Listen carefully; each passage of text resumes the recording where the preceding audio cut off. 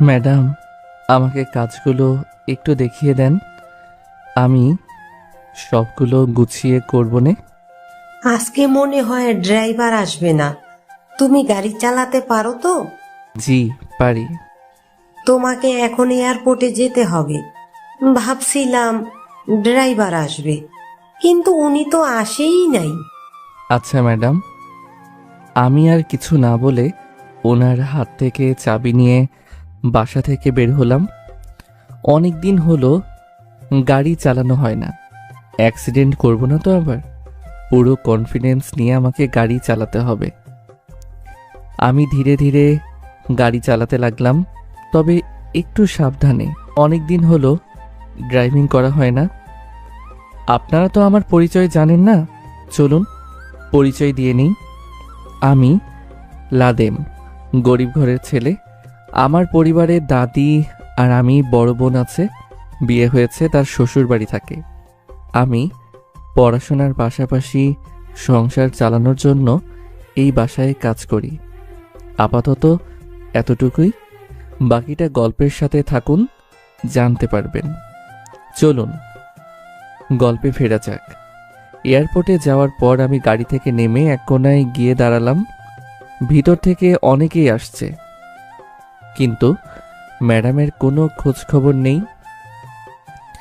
Aunty যে আমাকে কোথায় পাঠিয়ে দিল কি জানি, আমি তো ওনার মেয়েকে চিনি না পর্যন্ত। ধুর, আন্টি বলছে আমাকে নাকি উনি খুঁজে নিবে। আমার কি, আমি আমার মতো দাঁড়িয়ে থাকি। হঠাৎ দেখি ভিতর থেকে একটা মেয়ে বের হলো। চোখে কালো চশমা, ঠোঁট লাল লিপস্টিক আর কিছু মডার্ন কাপড় পরছে। এই মেয়েটা তো নয় আবার? আরে ওনাকে দেখে তো আমার থেকে বয়সে অনেক বড় লাগছে। এত সুন্দর মেয়ে তো আমার মালিকের মেয়ে হতে পারে না, এটা আমি শিওর। আমাদের দেশেও যে এত সুন্দর মেয়ে আছে, এটা ওনাকে না দেখলে বলতেই পারতাম না। আরে আরে, আমি কি করছি? সেই দিন ছোট ম্যাডামের উপর নজর দেওয়ার কারণে আমাকে কি করছিল মনে আছে আমার?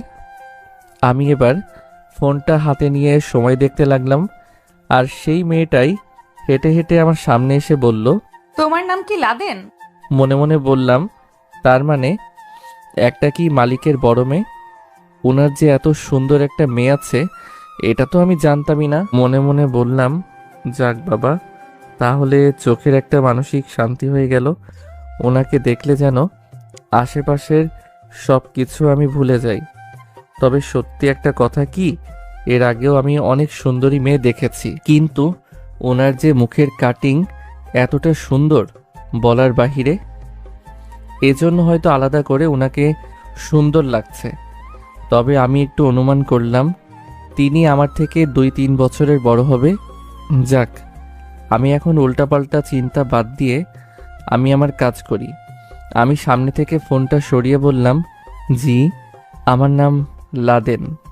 আমি এই কথা বলতেই মেয়েটা আমার দিকে তাকিয়ে বলল, তাহলে আম্মু তোমাকে পাঠিয়েছে? আমার আর কিছু বোঝার নেই, যা বোঝার বুঝে গেছি। ইনি সেই বিদেশিনী ম্যাডাম, মানে মালিকের বড় মেয়ে।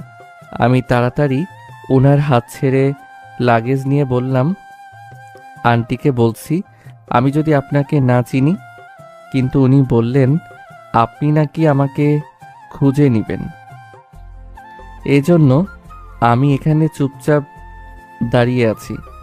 এখন চলেন ম্যাডাম। মেয়েটা চশমা খুলতে খুলতে সামনের দিকে হেঁটে যাচ্ছে আর আমাকে বলছে, তুমি কি কাজ করো আমাদের বাসায়? জি ম্যাডাম, একজন চাকরের যে কাজ হতে পারে সেই কাজ করি আমি। আমার কথা শুনে ম্যাডাম দাঁড়িয়ে বলল, এমন করে বললে কেন? নিজেকে কখনো ছোট মনে করবে না। এটা তো বলতে পারতে তুমি আমাদের বাসায় কাজের ছেলে। মানুষ তার পেটের খিদের জন্য যা ইচ্ছা তাই করতে পারে, এই জন্য সে খারাপ হয়ে যায় না, বুঝলে? নিজেকে কখনো ছোট মনে করবে না। আপনি অনেক ভালো ম্যাডাম, আপনার মনে কোনো অহংকার নেই। কেন? বড়লোক হলেই কি মানুষ অহংকারী হয়ে যায় নাকি? এমনটা নয় ম্যাডাম, কিন্তু বড় লোকেরা গরিব দেখতে পারে না। ওরা সবসময় চায় আমাদের কাটিয়ে ওরা বসে বসে খেতে। আর মাঝে মধ্যে তো টাকার কারণে ওরা আমাদের গায়ে পর্যন্ত হাত তোলে। তোমার সাথে তো কেউ আবার এমন করে নাই। কি যে বলেন ম্যাডাম, আপনার পরিবারের মানুষগুলো অনেক ভালো। আপনার নামটা কি জানা যাবে? অবশ্যই, কেন নয়। আমার নাম রিয়া চৌধুরী। খুব সুন্দর নাম ম্যাডাম। গাড়ির সামনে গিয়ে আমি গাড়ির দরজা খুলে দিয়ে বললাম, ম্যাডাম বসে পড়েন। আমার কথা না শুনে ম্যাডাম ড্রাইভারের সিটে গিয়ে বসে বলল, আমি আজকে গাড়ি ড্রাইভিং করব। অনেক দিন আগে গাড়ি চালানো শিখেছিলাম, কিন্তু আম্মুর কারণে কখনো গাড়ি চালানো হয়ে ওঠেনি। আজকে ড্রাইভার আসে নাই, ভালো হয়েছে। তুমি পেছনে বসে পড়ো। আমি ম্যাডামের সামনে হাত জোর করে অনুরোধ করে বললাম, ম্যাডাম আপনি প্লিজ আমার চাকরি খাবেন না। আপনি গাড়ি চালিয়েছেন শুনলে আন্টি আমাকে অনেক বকা দিবে। প্লিজ ম্যাডাম এমন করবেন না। রিয়া ম্যাডাম আমার কথা শুনে হেসে বলল, আরে আম্মু এসব জানবে না, আর তুমি এত চিন্তা করো কেন? বলেছি তো আমার কিচ্ছু হবে না। ম্যাডাম তাহলে আমি আপনার পাশে বসি, আপনার কিছু হয়ে গেলে আমি শেষ। রিয়া ম্যাডাম বলল, আচ্ছা ঠিক আছে, আর আমাকে একটু দেখিয়ে দিবে কেমন? আচ্ছা ঠিক আছে ম্যাডাম। রিয়া ম্যাডাম গিয়ে ড্রাইভারের সিটে বসলো। আমি ওনার পাশে বসলাম।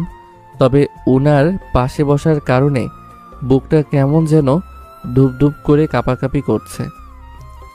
রিয়া ম্যাডামের শরীর থেকে এতটা সুগন্ধি একটা ঘ্রাণ আসছে, যেটা এক প্রকার আমাকে মাতাল বানিয়ে দিচ্ছে। শুধু চোখ বন্ধ করে রিয়া ম্যাডামের পাশে বসে আছি। আসলেই সবাই যে এক হয় না, এটা হলো রিয়া ম্যাডামের প্রমাণ। তিনি কি সুন্দর করে আমার সাথে কথা বলছেন। তার মনের ভিতরে একটু অহংকার নেই।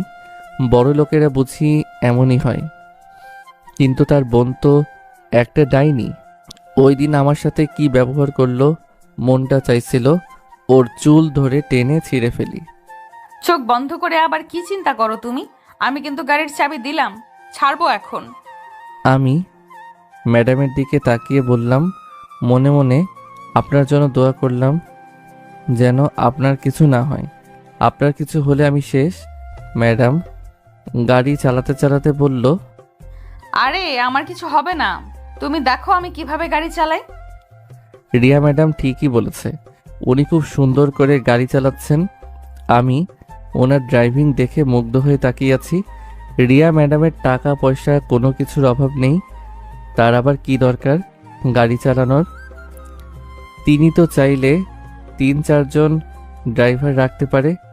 এসব দেখে মনের ভিতরে রিয়া ম্যাডামের জন্য আলাদা একটা মায়া লেগে গেল। এতটা ভালো মানুষ যে আজও পৃথিবীতে আছে, সেটা রিয়া ম্যাডামকে না দেখলে বলতে পারতাম না। হঠাৎ করে রিয়া ম্যাডাম গাড়ির স্পিড বাড়িয়ে দিল। আমি বললাম, ম্যাডাম হঠাৎ করে গাড়ির স্পিড বাড়িয়ে দিলেন কেন? রিয়া ম্যাডাম আমার দিকে তাকিয়ে বলল, লাদেন দেখো ব্রেক যেন কাজই করছে না, শুধু গাড়ির স্পিড বাড়ছে। আমি রিয়া ম্যাডামের পা সরিয়ে আমি নিজের পা দিয়ে গাড়ি ব্রেক করতে চাইলাম, কিন্তু রিয়া ম্যাডাম সত্যি বলল গাড়ির ব্রেক কাজ করছে না। ধীরে ধীরে রিয়া ম্যাডামের মুখটা কালো হতে লাগলো। রিয়া ম্যাডামকে আগে কি সুন্দর লাগছিল, কিন্তু তার চেহারাটা মুহূর্তের ভিতরে অন্ধকার হয়ে গেল। হয়তো চোখের সামনে মৃত্যু দেখতে পাচ্ছে। বিষয়টা আমারও যেন খুব খারাপ লাগছে। তিনি আজকে দেশে এসেছে, কিন্তু দেশে এসে যে তিনি এমন অবস্থায় পড়বেন এটা তিনি জানতেন না। তবে আমার দায়িত্ব আমাকে পালন করতে হবে। আন্টির কাছে রিয়াকে সুস্থ অবস্থায় পাঠাতে হবে। আমি আমার জীবন দিয়ে হলেও রিয়া ম্যাডামকে বাঁচাবো। তিনি খুব ভালো মানুষ। তার মতো ভালো মানুষ যদি পৃথিবীতে 1-2টা থাকে, তাহলে গরিবের হয়তো অনেক সাহায্য পাবে। আমার তো এই পৃথিবীতে কেউ নেই। আমি বেঁচে থাকলেই কি আর মারা গেলেই কি। তবে রিয়া ম্যাডামের বেঁচে থাকা অনেক দরকার। রিয়া ম্যাডাম এবার কান্না করে দিয়ে বলল, লাদেন গাড়ির স্পিড আমার হাতের বাইরে চলে যাচ্ছে, সবকিছু যেন ধীরে ধীরে আমার হাতের কন্ট্রোল ছাড়া হয়ে যাচ্ছে। আমি ম্যাডামের দিকে তাকিয়ে বললাম, আমার একটা উপকার করিয়েন। আমার একজন দাদি আছে, আমি মারা গেলে ওনাকে দেখে রাখবেন। আমি ছাড়া ওনার এই পৃথিবীতে কেউ নেই। আমি মারা গেলে কিছুই হবে না, কিন্তু আপনি আজকে দেশের বাইরে থেকে এসেছেন। আপনি মারা গেলে আন্টি আমাকে কি যে করবে যা বলার বাহিরে। তাছাড়া আপনাকে সুস্থ অবস্থায় ফিরিয়ে দেওয়া আমার দায়িত্ব ছিল। এখন আমাকে আমার দায়িত্ব পালন করতে হবে। এই কথা বলে দরজা খুলে গাড়ি জায়গায় ঘুরিয়ে রিয়া ম্যামকে ধাক্কা দিয়ে বাহিরে ফেলে দিলাম। জায়গায় গাড়ি ঘোরানোর জন্য পিছন থেকে একটা গাড়ি এসে জোরে আমার গাড়িতে লাগিয়ে দিল। আমি গাড়ির ভিতর থেকে ছিটকে কোথায় যে পড়লাম এটাই বলতে পারি না, তবে জ্ঞান হারাই নাই। তবে এইটুকু বলতে পারি, আজকে আমার মরণ নিশ্চিত। আমার থেকে অনেকটা দূরে গাড়িটা ভেঙে তন্ন তন্ন হয়ে পড়ে আছে। আমার হাতের অনেকটা জায়গা কেটে গেছে। হাত থেকে এত রক্ত পড়ছে যেন মনে হচ্ছে কিছুক্ষণের ভিতরে আমি মারা যাব। বাম পায়ে একটা কাচের টুকরো গেঁথে আছে, নাক মুখ থেকে রক্ত পড়ছে। যে আমার গাড়ির সাথে অ্যাক্সিডেন্ট করেছে তাকে আর দেখা যায় না। আশেপাশে কেউ নেই। এই শহরের মানুষ খুব নিষ্ঠুর। মানুষ মারা গেলে ওরা শুধু তাকিয়ে তাকিয়ে দেখে, কিন্তু কেউ আর সাহায্য করতে আসে না। হয়তো একটা মানুষ ওদের চোখের সামনে মারা গেলে ওরা খুব আনন্দ পায়। হঠাৎ রিয়া ম্যাডাম দৌড়ে এসে আমার মাথা ধরে বলল, সবকিছু আমার জন্য হয়েছে, তোমার কিছুই হতে দেব না আমি। এই কথা বলে রিয়া ম্যাডাম একটা অটো ডাক দিল। অটোওয়ালার সাহায্যে রিয়া ম্যাডাম আমাকে গাড়ির ভিতরে তুলল।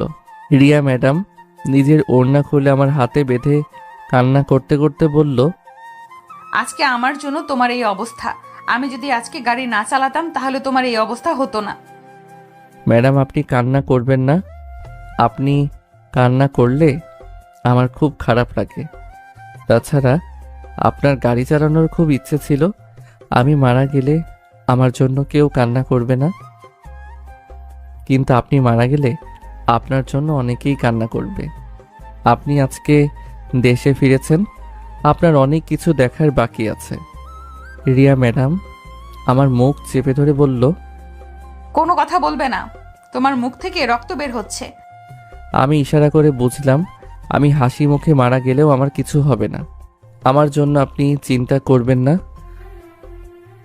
গাড়িটার একটা ব্যবস্থা করেন। রিয়া ম্যাডাম আমার মাথা ওনার বুকের মাঝে চেপে ধরল। আমার চোখ থেকে আপনা আপনি পানি পড়তে লাগলো। কষ্ট যেন ধীরে ধীরে বেড়েই যাচ্ছে। তবে রিয়া ম্যাডাম আমাকে বুকের মাঝে চেপে ধরে রাখছে।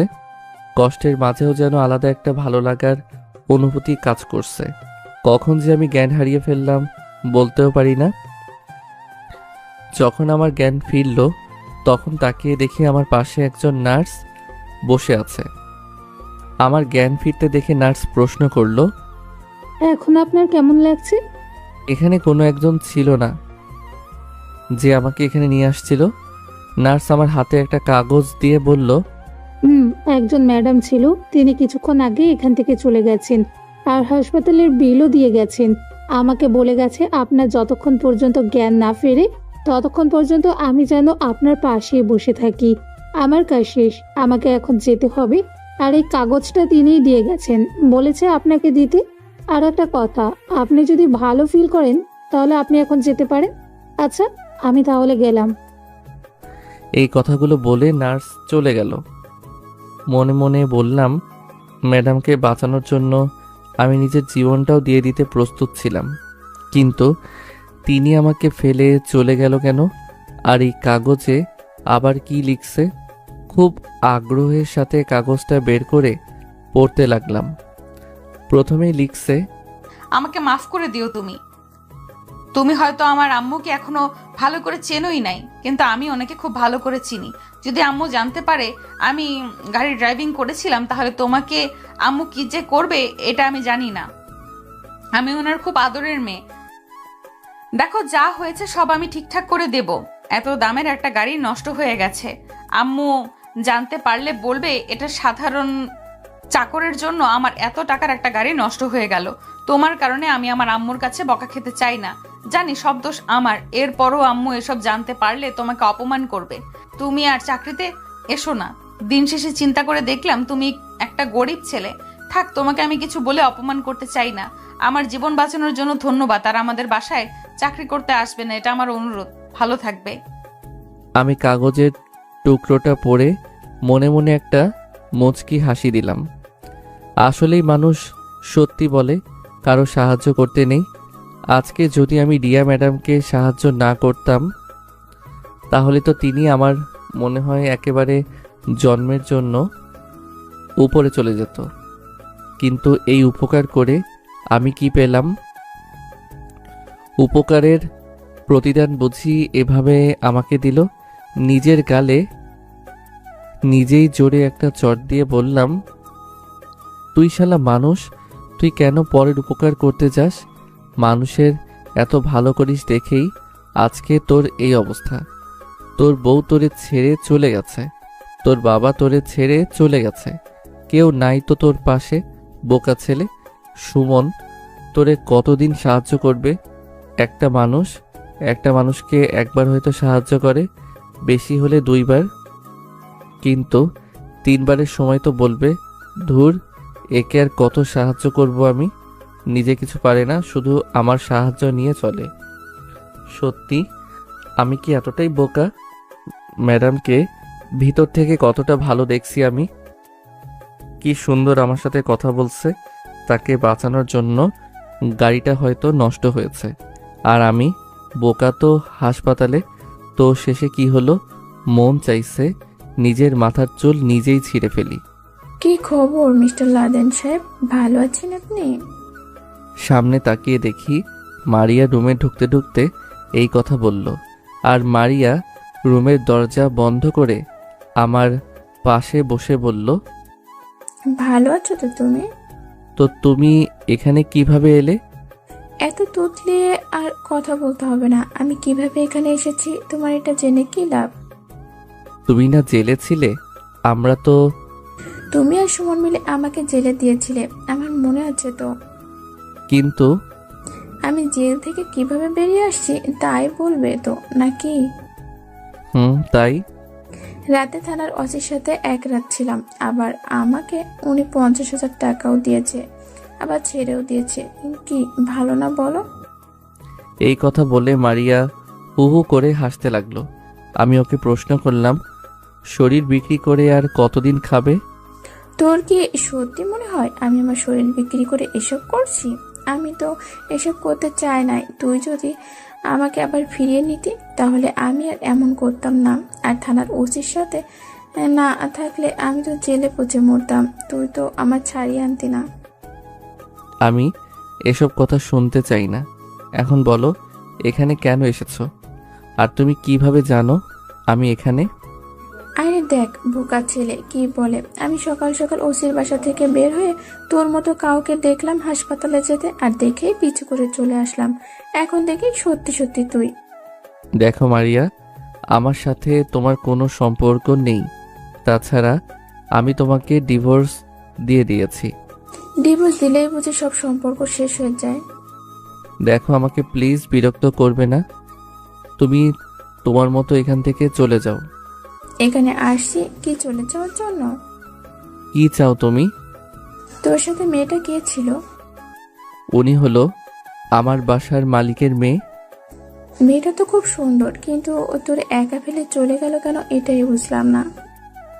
আমি যেই ফোনটা হাতে নিব তখন মারিয়া আমার হাত থেকে ফোনটা নিয়ে বলল, তুই চাইলেও কাউকে কল দিতে পারবি না। আমি এই রুমটা আধা ঘন্টার জন্য ডাক্তারের কাছ থেকে বলে নিয়েছি, বিনিময়ে ডাক্তারকে 1 লাখ টাকা দিয়েছি। তো তোর কি মনে হয় টাকাগুলো আমি এমনি দিয়েছি? দেখো মারিয়া, আমি এমনি অসুস্থ। তোমার কাছে হাত জোর ধরে অনুরোধ করে বলছি, আমাকে ছেড়ে দাও প্লিজ। মারিয়া শরীর থেকে শাড়িটা টেনে খুলে ফেলল। ধীরে ধীরে ওর শরীর থেকে সব কাপড় খুলে উলঙ্গ হয়ে গেল। আমি চোখ বন্ধ করে বললাম, তুমি আমার কাছে কি চাও? তুই আমার দিকে তাকিয়ে কথা বল। আমি না তোর বিয়ে করা বউ।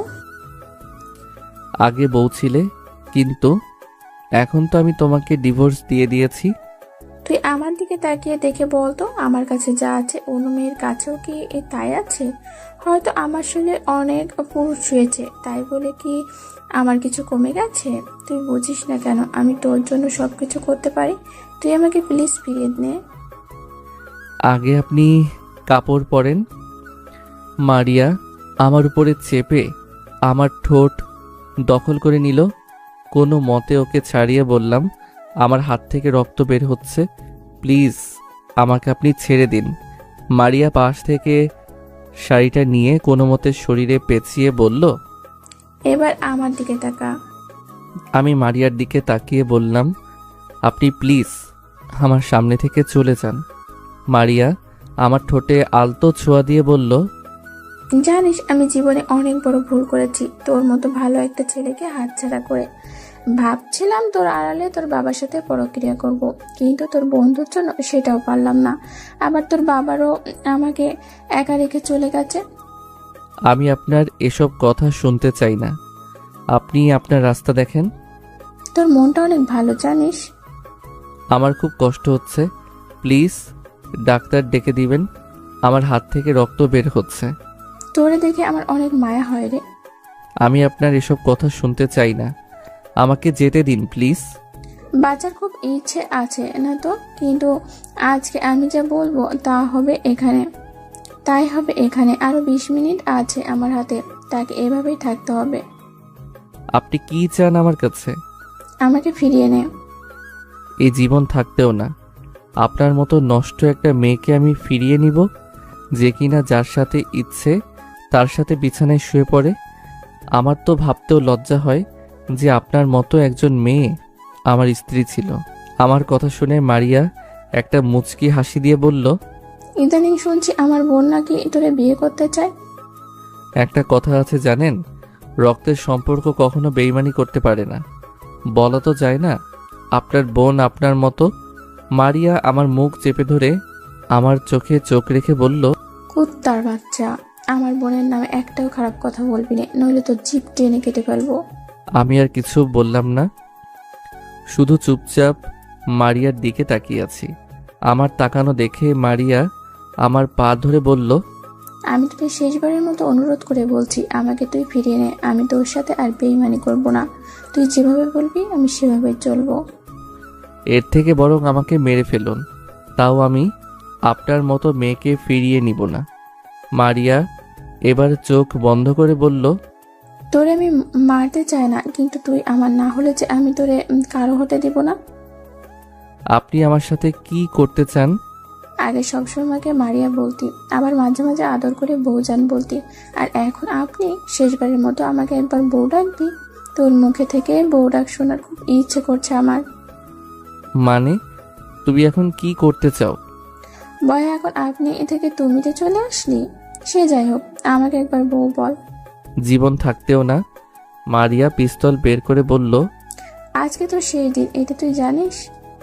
মারিয়ার হাতে পিস্তল দেখে তো আমার চোখ কপালে উঠে গেল। এই মেয়ে এটা আবার কোথায় পেল? মারিয়া আমার দিকে তাকিয়ে বলল, এটা কোথা থেকে এনেছিস তাই তো বলবি। এই পিস্তল দিয়ে মারলে আমার কোনো অপরাধ থাকবে না। এটা হলো থানার ওসির পিস্তল, ওনার কাছ থেকে কিছুক্ষণের জন্য এনেছি। কিছু পেতে হলে তো কিছু দিতে হয়, এই কথাটা তো জানিস তুই। আমাকে মেরে তোমার কি লাভ আছে? মারিয়া আমার কপালে পিস্তল ঠেকিয়ে আমার ঠোঁটগুলো আবার আঁকড়ে ধরে অনেকক্ষণ পর ছেড়ে দিয়ে বলল, অনেক ভালোবাসি রে তোরে, কিন্তু তুই বুঝলি না। আমি একটু আশেপাশে তাকিয়ে দেখার চেষ্টা করছি এখানে কেউ আছে নাকি, কিন্তু আশেপাশে কেউ নেই, বরং আমি আর মারিয়া ছাড়া। তবে জানালার পাশে অন্য রুমে আপুর মতো কাউকে দেখালাম দাঁড়িয়ে আছে। মারিয়া আমার মুখটা ধরে ও আমার দিকে তাকিয়ে বলল, আশেপাশে তাকিয়ে দেখলে আর কি হবে, তোরে আজকে কেউ আর বাঁচাতে এখানে আসবে না। তোর হাতে দুইটা রাস্তা, আমাকে বিয়ে কর নইলে মর। আমি পিস্তলটা আমার মাথায় ধরে বললাম, এর থেকে বরং আমাকে মেরেই ফেলো, তাহলে আমি শান্তিতে থাকতে পারবো। মারিয়া আমার চোখের দিকে তাকিয়ে কান্না করে দিয়ে বলল, মাফ করে দিস আমাকে, আমি তোর ভালোবাসা না বুঝে নিজেকে নষ্ট করে দিয়েছি। আমি এখন আমার চোখের সামনে নিজের মৃত্যু দেখতে পাচ্ছি, কিন্তু এত সহজে আমি মরতে চাই না। জানালার দিকে তাকিয়ে বললাম, আপু আমাকে বাঁচা প্লিজ, আমি বাঁচতে চাই। আমার কথা শুনে জানালার ওপাশ থেকে তাহলে অবশ্যই আমাকে বাঁচতে আসবে। মারিয়া তো বলল, তোর তো সাহস কম না, দেখ তোরে এখন কেমন শাস্তি দিয়ে মারিয়া। এই কথা বলে মারিয়া আমার হাতের মাঝে একটা গুলি করে দিল। আমি জোরে চিৎকার দিয়ে বললাম, মা গো। আর জানালার ওপাশে আমার আপুই ছিল। আপুর চোখে আমার চোখ পড়তেই আপু জোরে চিৎকার দিয়ে বলল, লাদেন, আমি থাকতে তোর কিছুই হতে দেব না। মারিয়া তো এই কথা শুনে দৌড়ে দরজা খুলে বের হয়ে গেল। মারিয়া যেতেই আপু তাড়াতাড়ি আমার কাছে এসে বলল, ভাই তোরে কে এই অবস্থা করছে? আমাকে শুধু একবার বল, আমি ওকে ছাড়বো না। আমি অনেক কষ্টে আপুকে বললাম, আপু আমার হাতে গুলি লেগেছে, ওটা আগে বের করো, আমার খুব কষ্ট হচ্ছে। আপু বলল, তুই 1 মিনিট চোখ খুলে রাখ, আমি ডাক্তারকে এখানে নিয়ে আসছি। এই কথা বলে আপু চলে গেল। কিছুক্ষণ পর আপু অনেকগুলো ডাক্তারের সাথে ভিতরে ঢুকে কান্না করতে করতে বলল, আপনাদের যত টাকার দরকার হয় নেন, তবে আমার ছোট ভাইয়ের যেন কিছুই না হয়। ডাক্তাররা আপুকে বের করে দিয়ে বলল, আপনি চিন্তা করবেন না, আমরা দেখছি। আমি শুধু তাকিয়ে দেখছি ডাক্তাররা সবাই মিলে আমার কি করছে। কিছুক্ষণ পর ডাক্তার আমার দিকে তাকিয়ে বলল, এখন আপনি বিপদমুক্ত, কিন্তু আমাদের হাসপাতালে কে আপনাকে গুলি করলো? আমি শুধু জবাব দিলাম যে আমি দেখি নাই। আমি সবকিছু ইচ্ছে করলে বলতে পারতাম, কিন্তু আমার কারণে কারো চাকরি চলে যাক এটা আমি চাই না। সবাই বের হয়ে যাওয়ার পর আপু কেবিনে ঢুকলো। আপু আমার গালে ঠাস ঠাস করে 2টা চড় দিয়ে বলল, তোরে কত করে বলছি নিজের খেয়াল রাখবি, আজকে যদি তোর কিছু হয়ে যেত। আপু কান্না করতে করতে আমাকে জড়িয়ে ধরল। আচ্ছা আপু, তুই এখানে কি করিস? আপু আমাকে ছেড়ে আমার দিকে তাকিয়ে বলল, মেয়েটাকে। প্লিজ আপু, এটা জানতে চাইবি না? তোরে বলছি মেয়েটাকে, তাড়াতাড়ি বল। আপু ধমক দিয়ে বলল, তোরে আমি কি বলতে বলছি, বলবি না কি? মারিয়া এসেছিল আমাকে মারতে। ও আমাকে 2টা অফার দিয়েছিল, হয়তো ওকে ফিরিয়ে নিতে হবে, নইলে আমাকে মরতে হবে। ওকে তো আমি ছাড়বো না। তোরে মারতে এখান পর্যন্ত চলে আসছে, কিন্তু তোর হাতে পায়ে আবার কপালে এসব কিসের আঘাতের চিহ্ন? উপকারে ঘাড়ে লাথি কথাটা আছে না আপু, ওইটার সাজা ভোগ করছি আমি। কে তোর এই অবস্থা করছে যার কারণে তুই হাসপাতালে? মালিকের মেয়েকে বাঁচাতে গিয়ে এই অবস্থা হয়েছে, কিন্তু শেষে আমার চাকরি চলে গেল। আমার কারণে নাকি ওদের গাড়ি নষ্ট হয়ে গেছে। বিশ্বাস করো আপু, তখন আমি না থাকলে মেয়েটা মারা যেত। আপু কিছু বলছে না, চুপচাপ আমার দিকে তাকিয়ে আছে। আপু, তুই আমার দিকে এভাবে তাকিয়ে আছিস কেন? নিজেকে না খুব পরিবর্তন করবি বলেছিলি, কই কিছুই তো হলো না। তোরা আমি কতবার বলছি তোর কারোর কোনো বিপদ আপদে যেতে হবে না, কিন্তু আমার কথা তো শুনিস নাই। আজকে যদি তোর কিছু হতো? বলে তো ভালোই হতো, আম্মুর কাছে চলে যেতাম। তুই এখানে পড়ে মর, আমি গেলাম। আমি আপুর হাত ধরে বললাম, আমাকে একা ফেলে চলে যাবি? আপু কান্না করতে করতে বলল, তুই কেন বুঝিস না নিজেকে? আজকে যদি আমি হাসপাতালে রোগী দেখতে না আসতাম তাহলে তোর কি হতো? আর এখানে গার্ড থাকার পরেও কিভাবে ও পিস্তল নিয়ে এখানে আসে? আমি তো ছাড়বো না। বাদ দে আপু। তুই কিভাবে ভালো হবি আমার এটা জানা আছে, চল আমার সাথে। কোথায়? কোনো কথা বলবি না। তোর কথা চিন্তা করতে করতে আমি ঠিকঠাক খেতে পর্যন্ত পারি না। বাবা মা হারা একটা ছেলে কখন কি করে, আর তুই পরের উপকার করে বেড়াস। অনেক হয়েছে, আর না, এখন আমার সাথে চল। আপু দাদিকে? সেটা তোর বলতে না, আমি দেখছি কি করা যায়। আর ওই শালিরে পেলে তো আমি ছাড়বো না। আমার ভাইকে মারতে এখানে আসে। আপু 2জন নার্সের সাহায্যে আমাকে গাড়িতে তুলল। শেষে আমাকে একটা নতুন বাসায় নিয়ে গেল। এখানে তেমন কাউকে দেখতে পাচ্ছি না। বাসার ভিতরে গিয়ে দেখি একজন মহিলা দাঁড়িয়ে আছে। আপনি গিয়ে বাসাটা একটু ভালো করে পরিষ্কার করে নিন, ঠিক আছে? আপু বলল। মহিলাটা আপুর কথা শুনে ভিতরে চলে গেল। এবার আপু আমার দিকে তাকিয়ে বলল, এই এখানে বস। আমি আপুর কথা শুনে আস্তে করে সোফায় গিয়ে বসলাম। এটা আমার নতুন বাসা। বাসাটা অনেক সুন্দর আপু। তোর দুলাভাই এটা আমার জন্মদিনে গিফট করেছে। ভালোই হয়েছে, তবে সত্যি কথা কি জানিস, তুই তোর পথ দেখে অনেক ভালো করছ। দুলাভাই সত্যিই অনেক ভালো। এমন একজন স্বামী পাওয়া ভাগ্যের বিষয়। তবে আজকে থেকে তুই এখানেই থাকবি। শরীরটা একটু সুস্থ হওয়ার পর চলে যাব। এটা তোর বোনের বাসা, মানে আজ থেকে তোর। মাফ করো আপু, আমি তোর বাসায় থাকতে পারবো না। আপু আমার দিকে অসহায় দৃষ্টিতে তাকিয়ে বলল, আমাকে তুই পর করে দিলি। দেখ আপু, আমি এমনটা বলতে চাইছি না। তোর সংসার আছে, আবার দুলাভাই তোরে এটা গিফট দিয়েছে। আমার জন্য তুই আর কত করবি বল। আপু আমাকে জড়িয়ে ধরে বলল, তুই ছাড়া আমার এই পৃথিবীতে কি আছে বল। তুই ছাড়া আমি কাকে ভাইয়া বলে ডাকবো বল। আমার মেয়ে কাকে মামা বলে ডাকবে বল। আমি তোরে হারাতে চাই না ভাই, তুই আর পাগলামো করিস না। তোরে হারিয়ে আমি থাকতে পারবো না। একে একে বাবা মা সবাই চলে গেল, তুই ছাড়া আমার এই পৃথিবীতে কেউ নেই ভাই। প্লিজ আমার কথা শোন। আমি আপুর মাথায় হাত দিয়ে বললাম, তুই কান্না করবি না প্লিজ। তুই যা বলবি আমি তাই করব। আপু এবার ওর চোখের পানি মুছে বলল, এই তো বুঝলি, এখন গিয়ে শুয়ে থাক। আমার আবার বাসায় যেতে হবে, নইলে তোর দুলাভাই বকা দিবে। একজন নার্স থাকবে এখানে, যদি কোনো দরকার হয় তুই তাকে বলবি। আর খাবার তৈরি করার জন্য একজন বুয়া আছে, বিকালে আমি আর তোর দুলাভাই মিলে আসবনি। আপু দাদিকে? দাদি কি শুধু তোর একার? উনি কি আমার দাদি হন না বল। তুই কোনো চিন্তা করিস না, আমি সবকিছু দেখে নেব। আপু আমাকে বিছানায় বসিয়ে দিয়ে বলল, এখন ঘুমিয়ে যা, একটু শান্তি লাগবে। আমি কি যাব এখন? চলে যা তুই, আমার জন্য চিন্তা করবি না। আপু আর কিছু না বলে চলে গেল। আপু যাওয়ার পর আমি ঘুমিয়ে গেলাম। বিকালে আপু আর দুলাভাই আসলো আমাকে দেখতে। দুলাভাই এসে বলল, ভালোই হয়েছে, আমার একটা কোম্পানির দায়িত্ব তোমাকে দিতে পারবো। আমাকে দিয়ে এসব হবে না দুলাভাই। দুলাভাই আমার মাথায় হাত দিয়ে বলল, সব হবে, চিন্তা করো না, আমি বানিয়ে নিব।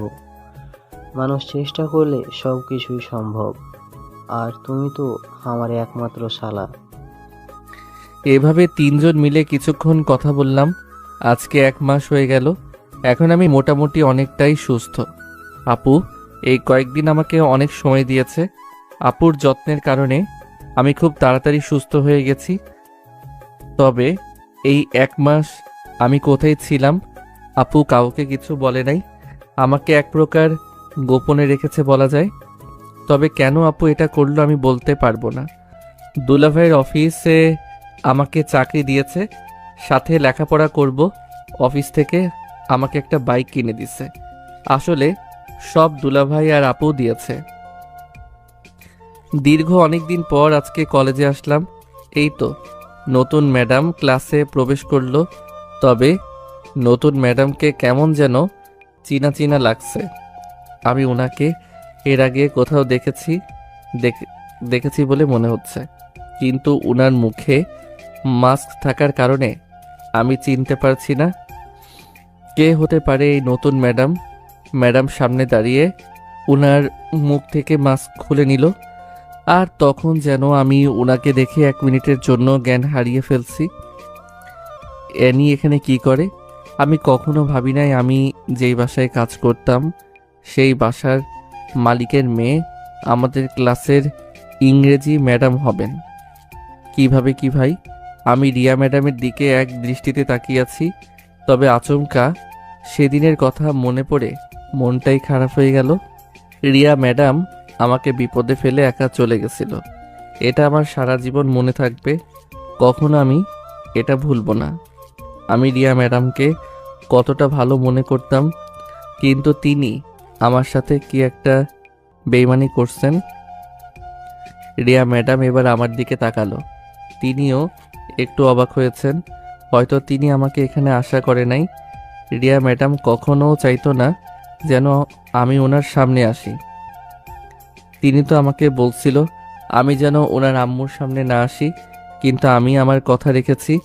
সবাই বেইমানি করতে পারলেও আমি এটা পারি না। আম্মু আমাকে এটা শিক্ষা দেয় নাই।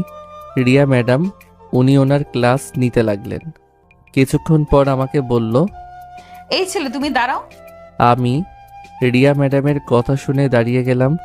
রিয়া ম্যাডাম আমাকে প্রশ্ন করল। তোমার বয়স দেখে তো মনে হচ্ছে তুমি এই ক্লাসের ছেলে না। আমি কিছু বলবো তার আগে রুহি, মানে আমার বন্ধুর বোন, দাঁড়িয়ে বলল, ম্যাডাম, এই সম্পর্কে আমার ভাইকে কোনো প্রশ্ন করবেন না। কোনো কারণে পড়াশোনা ছেড়ে দিয়েছিল, তো এখন আবার পড়াশোনা করতে এসেছে। বলা তো যায় না কার মন কখন পরিবর্তন হয়ে যায়। বুঝেছি, তুমি এখন বসে তো। রিয়া ম্যাডাম আবার আমার দিকে তাকিয়ে বলল, তো তোমার নাম কি? জি ম্যাডাম, লাদেন। আচ্ছা ঠিক আছে, বসে পড়ো। এরপর রিয়া ম্যাডামের সময় শেষ হয়ে গেল। তিনিও ক্লাস থেকে বেরিয়ে যাবেন। যাবার আগে আমার দিকে তাকালো। হয়তো আমাকে কিছু বলতে চেয়েছিল, কিন্তু আমার তার মুখ থেকে কোনো কিছু শোনার ইচ্ছা নাই। তিনি আমার সাথে কি করছেন এটা আমার মনে থাকবে। ক্লাস থেকে বের হতেই রুহি বলল, ভাইয়া চল ক্যান্টিনে যাই, খুব খিদে পেয়েছে। রেস্টুরেন্টে চল, পেট ভরে খাইয়ে আসবি।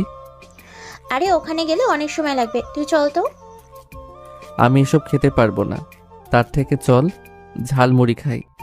বাহিরের খাবার খাওয়া ভালো না। বন্যা বলল, চল নাদেন, খারাপ আইডিয়া দেয় নাই। বন্যার হলো রুহির বান্ধবী।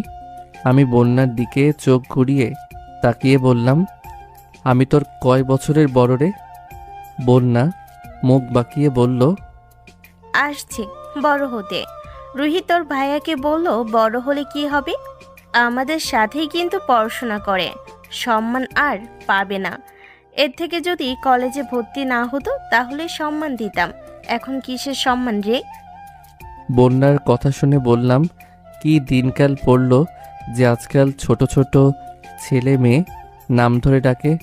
আরও কি কি দেখতে হবে উপরওয়ালাই ভালো জানেন। রুহি বন্যাকে বলল, তোরা যা ইচ্ছে তাই কর, এর মাঝে আমাকে টেনে নিবি না, ঝগড়া করবি তোরা। আবার আমার নাম দিস কেন? বন্যা কিছু না বলে সামনে যেতে লাগলো। আমি রুহিকে বললাম, তোর বান্ধবীর সবগুলো চুল আমি ছিঁড়ে নিব, দেখিস। আমার সাথে পাঙ্গা নেয়। রুহি শুধু বলল, আর বলিস না, ওর মাথায় সমস্যা আছে, বিয়ের পর ওর বর পাগল না হয়ে যায়। বন্যা আমার হাতে ঝালমুড়ি দিয়ে বলল, আজকে যত পারেন খান, বিল আমি দেব। 10 টাকা 20 টাকা খেলে আর কি হবে? রেস্টুরেন্টে গিয়ে বলতা তাহলেই হতো, পুরো 12টা বাজিয়ে দিতাম। রেস্টুরেন্টে গিয়ে তো আপনি খাওয়াবেন। হ, ভালো করেই খাওয়াবো। আমাকে তো চিনো না তুমি। হঠাৎ করে রুহি বলল, ভাইয়া তুই আজকে ম্যাডামের সাথে এভাবে কথা বললি কেন? দেখলি না ম্যাডাম কিভাবে রেগে গেল? আজকে এসে এমন করলি কেন বুঝলাম না। এত ম্যাডাম ম্যাডাম করিস না। আমি যদি তোর ম্যাডামের 12টা না বাজাই তাহলে আমার নাম লাদেন না। তোর মাথা খারাপ হয়ে গেছে? আমরা আবার চিন্তা করছি ওনার কাছে টিউশনি পড়বো। তোর ইচ্ছে হলে তুই পড়, আমি পড়বো না। আমার এতটাও সময় নেই। আমার আবার এখন অফিস আছে। ও শেট, আমি তো ভুলেই গেছি। আমাকে এখন অফিসে যেতে হবে। ভাইয়া তুই না পড়ালেখা করতে? রাখ তোর পড়াশোনা, এটা আমি ফাঁকে ফাঁকে করে নিব। নতুন চাকরি নিছি জানিস না? ওই বাইকটা অফিস থেকে দিয়েছে। এই ছেলে, তোমার নাম লাদেন? জি, আমার নাম লাদেন। কেন কিছু বলবেন নাকি? তোমাকে রিয়া ম্যাডাম ডাকে, অফিস রুমে যাও। আচ্ছা ঠিক আছে, আপনি যান, আমি আসছি। মুরব্বি যেতেই আমি রুহিকে বললাম, ইনি কি পিয়ন নাকি? আর তোরে রিয়া ম্যাডাম ডেকে কেন? বলছিস না কেন? উল্টাপাল্টা কথা বলবি না। এখন হলো তো? আরে রাখ তোর যাওয়ার। আমার তো খেতে কাজ নেই যে তিনি বললো আর আমাকে যেতে হবে। তাহলে তুই যাবি না? আরে আমার সময় নেই রে, অফিসে যেতে হবে। ম্যাডাম রাগ করবেন না। আমার পরিবর্তে তুই যা। আমি গেলাম।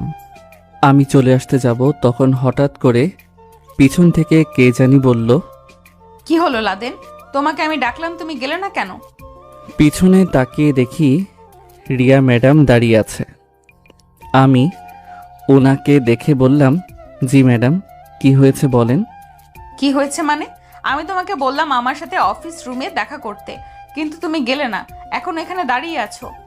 আমার কথায় রাগ করবেন না ম্যাডাম, আমি আবার সব সময় উচিত কথা বলি। দেখেন, আপনি যতক্ষণ ক্লাসে আছেন ততক্ষণ আমার ম্যাডাম, এর বাহিরে একজন সাধারণ মানুষ আমার কাছে আপনি। আর আমি বিশেষ করে কারো কথা শুনি না, এটা আমার একটা বদঅভ্যাস বলতে পারেন। রিয়া ম্যাডাম আমার মুখ থেকে এমন কথা শুনবেন হয়তো তিনি এটা আশা করে নাই। রিয়া ম্যাডামের মুখটা যেন একটু কালো হয়ে গেল। রুহি আমার কাছে এসে বলল, ভাইয়া তোর মাথা খারাপ হয়ে গেছে, উনি আমাদের ইংলিশ ম্যাডাম হন, যদি উল্টোপাল্টা কিছু বলিস আটকে দিবি কিন্তু। ওনার কাজ হলো পড়ানো, আমি এসব ভয় পাই না। দরকার হলে পড়াশোনা ছেড়ে দিব, কাউকে বিশ্বাস করে দ্বিতীয়বার আর মরতে চাই না। জীবনে অনেক ধোঁকা খেয়েছি। রিয়া ম্যাডাম আমার কথা শুনে বলল, দেখো লাদেন, সেদিনের জন্য সরি, আমার ভুল হয়ে গেছে, বিশ্বাস করো। আমি আপনাকে বলি নাই ম্যাডাম, আমাকে সরি বলুন। ভুল আপনার হয় নাই, ভুল তো হয়েছে আমার। আচ্ছা ম্যাডাম, কিছু মনে করবেন না, আমাকে এখন যেতে হবে। আপনি ক্লাসে যান, আপনার দেরি হয়ে যাচ্ছে। এই কথা বলে আমি আমার বাইকের কাছে যেতে লাগলাম। বাইকের উপর বসে যেই চাবি বের করলাম, আর তখন আমার হাত থেকে টপ করে রিয়া ম্যাডাম চাবিটা নিয়ে নিল। আমি রিয়া ম্যাডামের দিকে তাকিয়ে বললাম, ম্যাডাম চাবি নিলেন কেন? রিয়া ম্যাডাম একটা হাসি দিয়ে বলল, আমার এখন একটা ক্লাস আছে, তুমি কিছুক্ষণ অপেক্ষা করো, আমি ক্লাস শেষ করেই বের হয়ে যাব। তোমার সাথে আমার কিছু দরকারি কথা আছে, আর বাইকের চাবি তোমার কাছে দিলে তো তুমি চলে যাবে, এটার জন্য এটা দিয়ে নিলাম। একটু অপেক্ষা করো কেমন, আমি ক্লাস শেষ করেই বের হয়ে যাব। এই কথা বলে রিয়া ম্যাডাম দেখতে দেখতে চোখের সামনে থেকে চলে গেল। আমি বাইক থেকে নেমে বন্যার পাশে দাঁড়িয়ে বললাম, রুহি কোথায় গেছে? বন্যা আমাকে বলল, পানি আনতে গেছে। কেন, আপনি নাকি চলে যান? চলে যাব তো বলছিলাম, কিন্তু আমাকে আটকে দিল। কে আটকে দিল ভাইয়া? রুহির হাত থেকে পানিটা নিয়ে খেতে খেতে বললাম, তোর ইংরেজি ম্যাডাম, মনটা চাইছিল দুই গালে দুইটা থাপ্পড় দেই, কিন্তু সম্মানের জন্য পারি নাই। উনি আবার আমাদের ইংরেজি ম্যাডাম হন। ম্যাডাম তোরে চিনে কিভাবে রে ভাইয়া? আমার কারণে তোর ম্যাডাম আজকে এই কলেজ পর্যন্ত এসেছে, নইলে এতদিন তিনি আমার জায়গায় হাসপাতালে থাকতো। বুঝলাম না ভাইয়া। আমি যেই বাসায় কাজ করতাম সেই বাসার মালিকের মেয়ে তিনি, আর তাকে বাঁচাতে গিয়ে আমি হাসপাতালে ছিলাম। সবকিছু একটু পরিষ্কার করে বল। যেইটুকু শুনলি এখানেই থাক, আর শোনা লাগবে না। তাহলে তুমি থাকো, রুহি চল আমরা চলে যাই, আজকে আর ক্লাস করব না। রুহি বোন আমার, আমাকে একা ফেলে চলে যাবি? রুহি আমার দিকে তাকিয়ে বলল, কে ভাই আপনি, আমাকে বোন বলছেন? রুহি আমার সাথে বেইমানি করলি? রুহি দাঁত কেলিয়ে বলল, মাঝে মাঝে একটু করতেই হয়। এখন আমরা গেলাম, তুই একা একা দাঁড়িয়ে থাক। খুব তো বড় গলায় বলেছিলে আপনি ক্লাসের ভিতরে আমার ম্যাডাম হন, আর ক্লাসের বাইরে সাধারণ মানুষ। এখন ঠেলা বুঝ, অপেক্ষা করতে থাক। আজকে তোমাকে জায়গা মতো আটকে দিয়েছে ম্যাডাম। আমি শুধু একবার বাসায় যাই, তোর খবর আছে রুহি, মনে রাখিস। বন্যা আমার পাশে দাঁড়িয়ে বলল, বাবু আপনার একা দাঁড়িয়ে থাকতে ভালো লাগছে না, আমি কি আপনার সাথে থাকবো? মায়ের খাওয়ার ইচ্ছা আছে তোর? ইস, করতে আসছিলাম উপকার, আপনাকে দেখে কেমন অসহায় অসহায় লাগছিল, এজন্য ভাবলাম একটু উপকার করি, কিন্তু আপনি আমাকে উল্টা মারলেন। থাকবেন মিয়া আপনি? পিস্তলের গুলি খাওয়ার ইচ্ছা আছে নাকি? বন্যা সামনে হেঁটে যেতে যেতে রুহিকে বলল, তোর ভাই আস্ত একটা পাগল, কখন যে কি করে এর হিসেব নেই। ওরা চলে যাওয়ার পর আমি ফোনটা বের করে গেম খেলতে লাগলাম। ধুর মিয়া, ধুর। রিয়া ম্যাডাম আমাকে ডাকছিল, তখন যদি চলে যেতাম তাহলে এখন আর দাঁড়িয়ে থাকতে হতো না। এখন আমাকে আধা ঘন্টা দাঁড়িয়ে থাকতে হবে। বালের বিপদ আমার পিছুই ছাড়ে না। হঠাৎ দেখলাম আমার পুরাতন শালি ক্লাসরুম থেকে বের হয়ে মাঠের দিকে আসছে। আমি ধীরে ধীরে হেঁটে বাইকের কাছে চলে গেলাম। এই মেয়ের সাথে কথা বলার একদম ইচ্ছে নাই আমার। আমি মাথা নিচু করে ফোনে গেম খেলছি। রিয়া ম্যাডামের এখনও কোনো খবর নাই। মেজাজ এখন আমার ধীরে ধীরে গরম হতে লাগলো। ইস, অনেকটাই দেরি করে ফেললাম না আমি? অপেক্ষা করানোর জন্য সরি, এছাড়া আমার অন্য কোনো উপায় ছিল না। নাও চকলেট খাও। আমি রিয়া ম্যাডামের দিকে তাকিয়ে বললাম, এখন আমার চাবি দেন, আমাকে যেতে হবে। এতক্ষণ অপেক্ষা করেছো কি চলে যাওয়ার জন্য? আসো আমার সাথে। আমি এখন বাইক নিয়ে হেঁটে যাব আপনার সাথে? এটাই করতে হবে। তোমার কাছে চাবি দিলে তুমি চলে যাবে। এখন আমার পেছনে পেছনে আসো। রিয়া ম্যাডামের কথা শুনে রাগে আমার মাথার চুল সবগুলো দাঁড়িয়ে গেছে। মনটা চাইছে বাইকটা ওনার উপর ফেলে ওনাকে মেরে ফেলি। কি আর করার, আমি রিয়া ম্যাডামের পিছনে পিছনে বাইক নিয়ে হাঁটতে লাগলাম। রিয়া ম্যাডাম আমার দিকে তাকিয়ে বলল, খুব রাগ হচ্ছে না তোমার লাদেন? আপনি আমার ম্যাডাম, এর জন্য আপনাকে সম্মান করি। যদি ম্যাডাম না হতেন তাহলে আপনার 12টা বাজাতাম আমি। রিয়া ম্যাডাম মুচকি হাসি দিয়ে বলল, এই জন্যই তো সুযোগ নিচ্ছি। রিয়া ম্যাডামের পিছনে যেতে যেতে আমাকে তিনি নির্জন একটা জায়গায় নিয়ে গেল। আমাকে একটা বেঞ্চে বসতে বলে বলল, চা খাবে? আমি দাঁতের দাঁত চেপে বললাম, এত দূরে হেঁটে আসছি কি চা খাওয়ার জন্যে? তাহলে চিকেন খাবে? বলবো নিয়ে আসতে?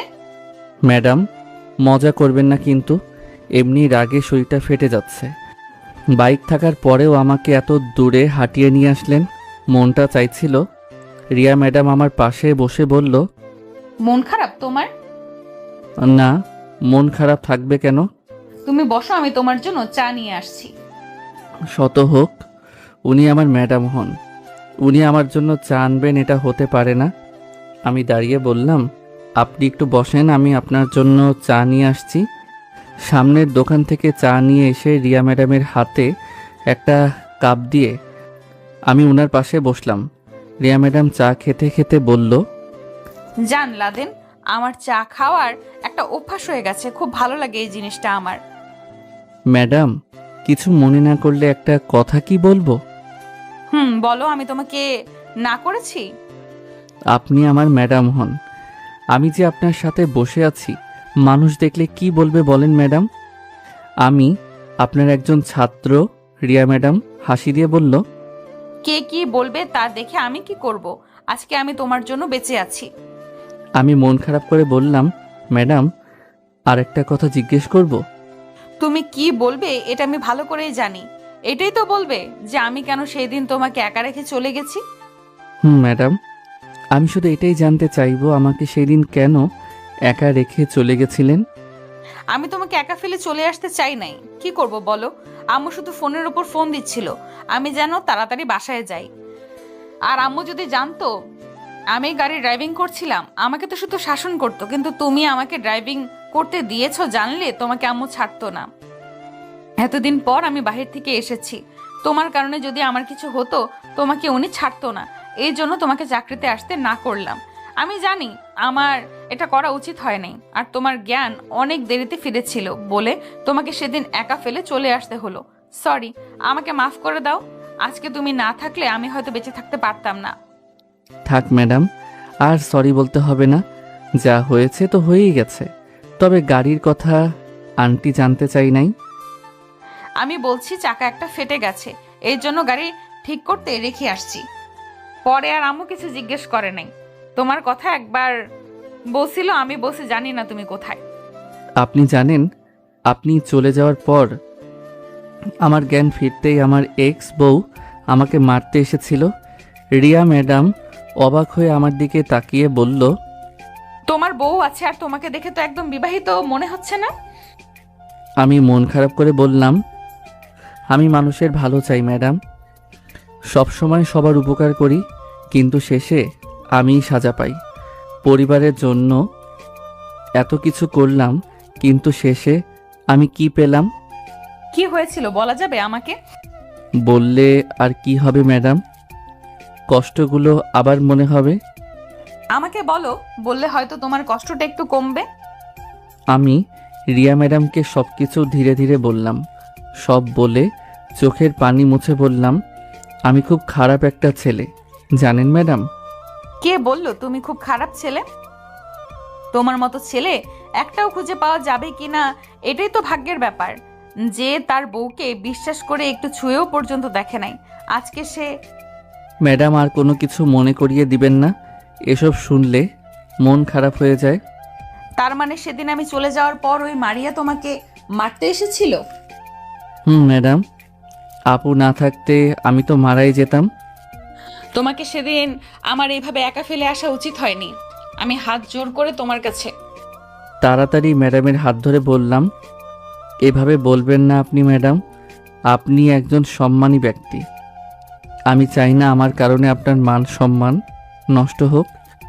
মন খারাপ হয়ে গেছে না তোমার? এই অল্প একটু, বেশি না ম্যাডাম। আমাকে তোমার খারাপ মেয়ে মনে হয় না লাদেন? কি যে বলেন, আপনার সাথে আমি প্রথম দিন কথা বলেই বুঝে গেছি যে আপনি কতটা ভালো একটা মেয়ে।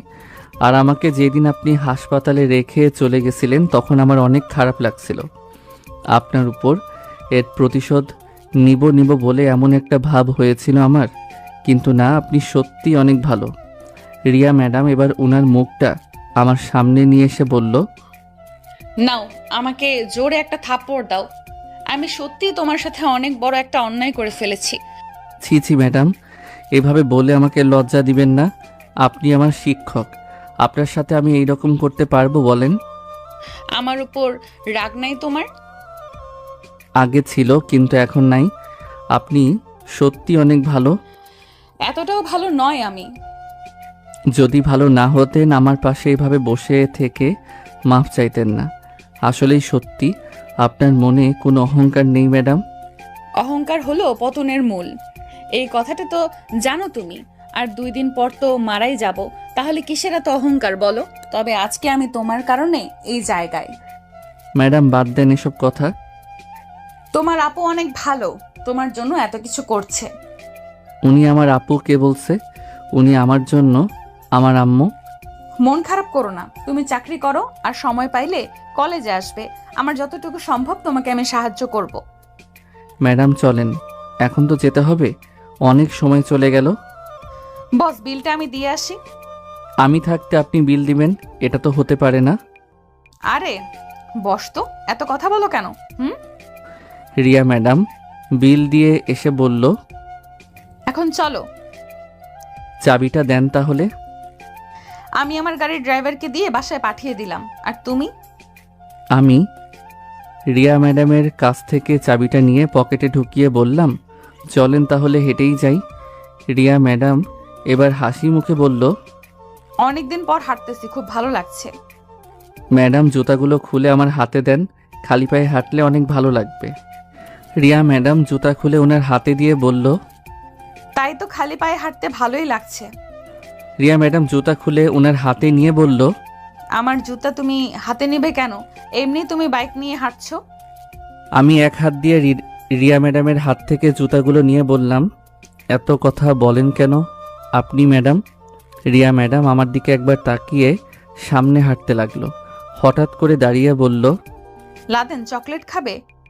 না ম্যাডাম, এখন আর কিছু খাবো না, আগে বাসায় চলেন, আরও অনেকটাই পথ হাঁটতে হবে। আজকে আমার এতটা ভালো লাগছে বলার বাহিরে। বিশেষ করে তোমাকে অনেক ধন্যবাদ, তোমার জন্য আজকে আমি এতটা খুশি হয়েছি। লাদেন একটা কথা বলি? জি ম্যাডাম বলেন। আমি জানি তুমি কতটা কষ্ট পেয়ে এখান পর্যন্ত এসেছো। আজকে থেকে যদি কোনো বিপদে পড়ো আমাকে বলবে, আমি তোমার পাশে আছি। এই কথাটা বলার জন্য অনেক ধন্যবাদ ম্যাডাম। আরে ধন্যবাদ দিতে হবে না, এখন বাইকের চাবি লাগাও আর হেঁটে যাব না। আমি পকেট থেকে চাবি বের করে বাইকে উঠলাম। রিয়া ম্যাডাম আমার পিছনে উঠে এই হাত দিয়ে আমাকে জড়িয়ে ধরল। রিয়া ম্যাডাম আমার গায়ে হাত দিয়ে ধরাতেই আমার শরীরে যেন কারেন্ট বয়ে যেতে লাগলো। মনে হচ্ছে যেন না চাইতেও আমি অনেক কিছু পেয়ে গেছি। আজকে যেন মনের ভিতরে আলাদা একটা ভালো লাগা কাজ করতে লাগলো। মনটা আজকে অনেক ভালো হয়ে গেল। খুব ভদ্রভাবে বাইক চালাতে লাগলাম, কোনো জায়গায় ব্রেক করলাম না। যাতে রিয়া ম্যাডাম আমাকে খারাপ না বলতে পারে। রিয়া ম্যাডামের বাসার সামনে যেতেই রিয়া ম্যাডাম বাইক থেকে নেমে বলল, লাদেন চলে যাবে নাকি? এখন আমাকে যেতে হবে, এমনি অনেকটা দেরি হয়ে গেছে। এতক্ষণ যেহেতু আমার সাথে ছিলে, আর একটু আসো, আজকে তুমি আমাদের বাসা থেকে খেয়ে যাও। ম্যাডাম, এই অনুরোধ রাখতে পারবো না, আমাকে এখন যেতে হবে। তোমার কাছে কি আমাকে আবার হাত জোর করে অনুরোধ করতে হবে? সেদিন তো তোমাকে একা ফেলে চলে আসছিলাম, তোমার জন্য কিছু করি, এটা আমার মন চাইছে। আমি বাইক থেকে নেমে বললাম, চলেন ম্যাডাম, আপনি মাঝে মধ্যে এমন কিছু বলেন আপনার কথা ফেলতেও পারি না। রিয়া ম্যাডাম বাসার ভিতরে ঢুকতে ঢুকতে বলল, মন খারাপ করো না তুমি, তোমার জন্য আজও আমি বেঁচে আছি। ম্যাডাম এক কথা বারবার বলবেন না, ভালো লাগে না। বাঁচা মরা উপরওয়ালার হাতে, আমি আপনাকে বাঁচানোর কে? রিয়া ম্যাডাম আর কিছু না বলে বাসার ভিতরে চলে গেল। আমিও উনার পিছনে পিছনে যেতে লাগলাম। মনে মনে বললাম, না জানি আজকে আন্টি আমাকে কি জিজ্ঞেস করে বসে থাকে। তবে আমার এইটুকু বিশ্বাস আছে, রিয়া ম্যাডাম থাকতে আমার কিছু হবে না। তিনি সত্যি অনেক ভালো মানুষ। তবে বাসার ভিতরে গিয়ে কাউকে দেখতে পেলাম না। এজন্য রিয়া ম্যাডামকে বললাম, ম্যাডাম বাসায় তো কাউকে দেখতে পারছি না, আন্টি আর আপনি ছোট বোন কোথায়? রিয়া ম্যাডাম আমার দিকে ফিরে বলল, আম্মু আর আমার ছোট বোন বাজারে গেছে, সন্ধ্যায় এসে যাবে। আমি রিয়া ম্যাডামের কথা শুনে জায়গায় দাঁড়িয়ে বললাম, ম্যাডাম তাহলে আমি চলে যাই, আজকে কেউ বাসায় নেই, অন্য একদিন আসবো, আন্টি যেদিন বাসায় থাকে। এমনটা বললে কেন লাদেন? ম্যাডাম দেখেন, আজকালের মানুষ শুধু শুধু সন্দেহ করে, ওরা শুধু একটা অজুহাত পেলেই হলো। আমি চাই না আমার জন্য আপনার কিছু হোক।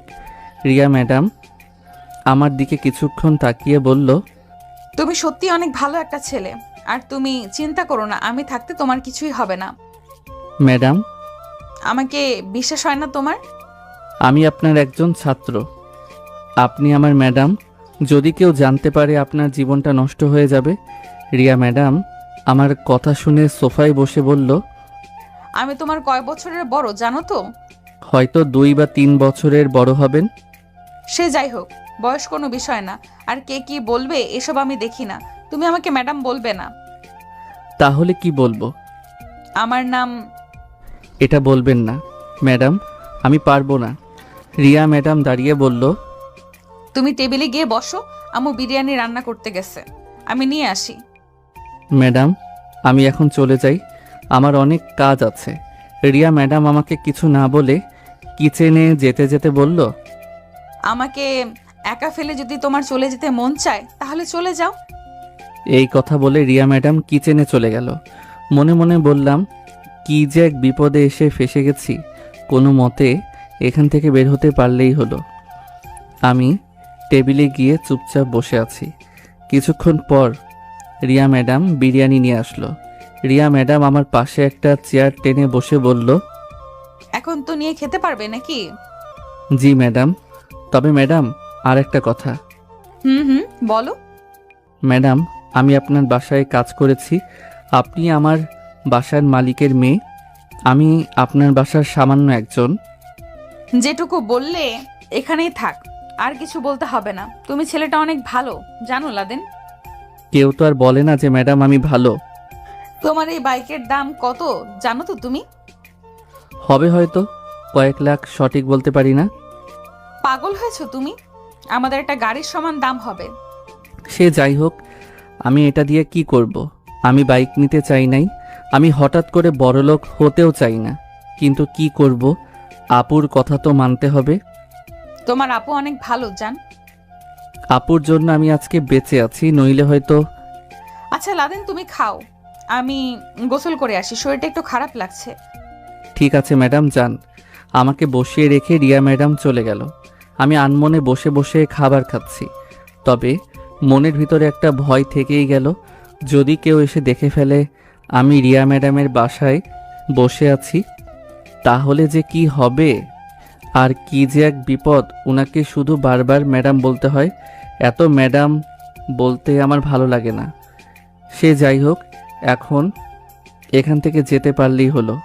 অনেকক্ষণ হলো বসে আছি। রিয়া ম্যাডাম গোসল করে বের হলেই চলে যাব। হঠাৎ করে রিয়া ম্যাডামের আওয়াজ পেলাম। আমি চেয়ার থেকে উঠে একটু সামনে গেলাম। রিয়া ম্যাডাম ভিতর থেকে কি বলছে তা শোনার জন্য। রিয়া ম্যাডাম ওয়াশরুম থেকে বলছে, লাদেন, আমাকে একটু সাহায্য করো প্লিজ, আমি নিচে পড়ে ব্যথা পেয়েছি। আমি ওয়াশরুমের বাইরে থেকে বললাম, ম্যাডাম বেশি ব্যথা পেয়েছেন? আপনি একা একা উঠতে পারবেন তো? খুব বেশি আঘাত পেয়েছি, পা দিয়ে রক্ত বের হচ্ছে, আমি দাঁড়াতে পারছি না, প্লিজ আমাকে সাহায্য করো। আমি পকেট থেকে রুমালটা নিয়ে নিজের চোখ বেঁধে দিলাম। রিয়া ম্যাডামকে আস্তে করে বললাম, আপনি দরজাটা একটু খোলেন। রিয়া ম্যাডাম বলল, দরজা খুলে দিছি, তুমি আসো। আমি দরজা খুলে ভিতরে গিয়ে বললাম, ম্যাডাম আমি আমার চোখ বেঁধে এসেছি, যাতে আপনার কোনো সমস্যা না হয় আমাকে ধরে উঠে পড়েন। রিয়া ম্যাডাম আমাকে ধরে উঠে বলল, আমাকে একটু ধরে রাখো, আমি কাপড়গুলো পরে নেই। রিয়া ম্যাডামের খালি গায়ে হাত দিয়ে ধরার ফলে আমার শরীর তরতর করে কাঁপতে লাগলো। ভাবি নাই কখনো এমন পরিস্থিতিতে পড়তে হবে। কি যে একটা অনুভূতি হচ্ছে এটা বলার বাহিরে। মন চাইছে চোখ খুলে এক নজর শুধু রিয়া ম্যাডামকে দেখি, কিন্তু এমনটা ভুলেও করা যাবে না। উনি বিপদে পড়ে আমাকে ডেকেছেন। ধীরে ধীরে রিয়া ম্যাডাম কাপড় পরে আমাকে বলল, এখন আমাকে তুমি রুমে নিয়ে যাও। ম্যাডাম আপনি কাপড় পরেছেন? রিয়া ম্যাডাম কণ্ঠটা নামিয়ে আস্তে করে বলল, হুম। আমি বুঝেছি উনি কতটা যে লজ্জা পেয়েছেন। আমি আবার বললাম, ম্যাডাম আমি কি আমার চোখ খুলতে পারি? কোনো সমস্যা হবে না তো আবার? রিয়া ম্যাডাম বলল, খুলে ফেলো, এখন কোনো সমস্যা নেই। আমি চোখের বাঁধন খুলে মাথা নিচু করে বললাম, ম্যাডাম আপনি হেঁটে যেতে পারবেন তো নাকি আমাকে? রিয়া ম্যাডাম আমাকে শুধু বলল, আমাকে একটু ধরো তাহলেই হবে। রিয়া ম্যাডামকে ধরে ওনার রুমে নিয়ে গেলাম। বিছানায় শুয়ে ম্যাডাম বলল, এখন যাও, আম্মুর রুম থেকে একটা মলম নিয়ে আসো, ওনার বিছানার নিচে গিয়ে পাবে হয়তো। ম্যাডাম আমি যদি কোনো কিছু চুরি করে নিয়ে যাই? রিয়া ম্যাডাম এবার মুচকি হাসি দিয়ে বলল, যাও, ভালো করে আম্মুর বিছানার নিচে খোঁজো, আলমারির চাবি পাবে ওইখানে। আমি আর কিছু না বলে রিয়া ম্যাডামের কথা মতো মলম নিয়ে এসে রিয়া ম্যাডামের হাতে দিলাম। রিয়া ম্যাডাম আমার দিকে তাকিয়ে বলল, তা কয় লাখ টাকা চুরি করলে তুমি? ম্যাম এভাবে বলবেন না প্লিজ। রিয়া ম্যাডাম বলল, তুমি তো চাইলে এখন ভালো একটা বিয়ে করতে পারো, তোমার টাকা পয়সা সবকিছু আছে এখন। এমনটা কোনো দিনই করব না, ভালো মেয়ে ছাড়া বিয়েই করব না। তাছাড়া আমার আপু এখন যেই মেয়ে পছন্দ করবে আমি তাকেই বরং বিয়ে করব। দেন ম্যাডাম আমি আপনাকে মলম লাগিয়ে দেই। রিয়া ম্যাডাম একটু লজ্জা পেয়ে বলল, না মানে। বুঝতে পারছি ম্যাডাম, সরি। আচ্ছা আমি কি চলে যাব ম্যাডাম? এখন কি যাওয়ার তোমার খুব জরুরি? কালকে মাত্র চাকরি নিয়েছি, এখনো কোনো কাজ করি নাই, যেতে তো হবেই। আচ্ছা ঠিক আছে, দরজা লাগিয়ে চলে যাও, আর তোমার আপুর ফোন নাম্বারটা একটু দিয়ে যাও তো। কি করবেন ম্যাডাম? এত কথা বলো কেন? তোমাকে আমি দিতে বলেছি, দাও তো। আমি আপুর নম্বর নিয়ে বললাম, ম্যাডাম আপনি একা থাকতে পারবেন তো নাকি কোনো সমস্যা হবে? আমার জন্য যদি এতই চিন্তা করতে তাহলে আমাকে এমন অবস্থায় রেখে চলে যেতে না। আমি এবার একটা চেয়ার টেনে রিয়া ম্যাডামের পাশে বসে বললাম, এই যে বসালাম, আপনি যতক্ষণ পর্যন্ত সুস্থ না হবেন ততক্ষণ পর্যন্ত আমি এখানেই বসে থাকব। আরে আরে, এত রেগে গেলে কেন বলো তো? আমি তো মজা করে বলেছি, তুমি চলে যাও, কোনো সমস্যা হবে না। বাহির থেকে দরজা লাগিয়ে চলে যাও। যাই তাহলে আমি। দেখেন ম্যাডাম আপনি একটু বোঝার চেষ্টা করেন, আমি যদি... তোমাকে আর কিছু বলতে হবে না, আমি বুঝেছি তো সব, যাও। যদি কোনো দরকার হয় তাহলে আমাকে ফোন করবেন, আমি সবার আগে চলে আসব। ফোন নাম্বার না দিয়ে বলছো আমাকে আগে ফোন করবেন না? আমি রিয়া ম্যাডামকে ফোন নম্বর দিয়ে বাসা থেকে বের হয়ে গেলাম। সরাসরি কলেজ ড্রেস নিয়ে অফিসে চলে গেলাম। এমনি অনেকটাই দেরি করে ফেলেছি। আমাকে কলেজের ড্রেসে দেখে সবাই আমার দিকে অবাক হয়ে তাকিয়ে আছে। তাতে আমার কি, আমি আমার মতো গিয়ে কাজ করি। আমি আমার রুমে গিয়ে মনোযোগ সহকারে কাজ করতে লাগলাম। ধুর, এসব কি উল্টাপাল্টা হিসাব আমার মাথায় ঢুকছে না। ফাইল টাইল সব কিছু সামনে ফেলে চেয়ারে পুরো শরীর হেলিয়ে শুয়ে আছি। কিরে লাদেন, কখন আসলি? আমি মাথা তুলে তাকিয়ে দেখি আপু এসেছে। আপুকে দেখে বললাম, এই তো কিছুক্ষণ হলো আসছি। কাজ না করে বসে আসত কেন? এই কাজ শেষ করে ফেলবো, তুই চিন্তা করিস না। আপু আমার সামনের চেয়ারে বসে একটা বই দিয়ে বলল, এটা পারবি সময় হলে, আর যদি কোনো ভুল হয় আমাকে জিজ্ঞেস করবি, ঠিক আছে? আচ্ছা আপু। কলেজ ড্রেস পরে চলে আসলি যে?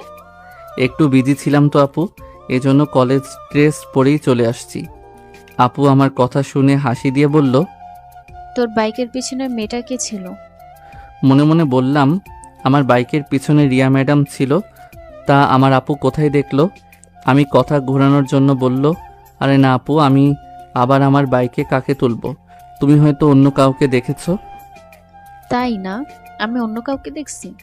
যদি একটা ছবি তুলতাম তাহলে তুই ঠিকই বিশ্বাস করতি, কিন্তু আমি তোরেই দেখলাম মনে হয়। আরে না আপু, তুমি ভুল দেখেছো। তুই তো রুহির সাথে যাস না। কেন আপু? আমি রুহিকে কল দিলেই সব জানতে পারবো। আপুর কাছ থেকে ফোনটা নিয়ে বললাম, তুই এমন করছিস কেন?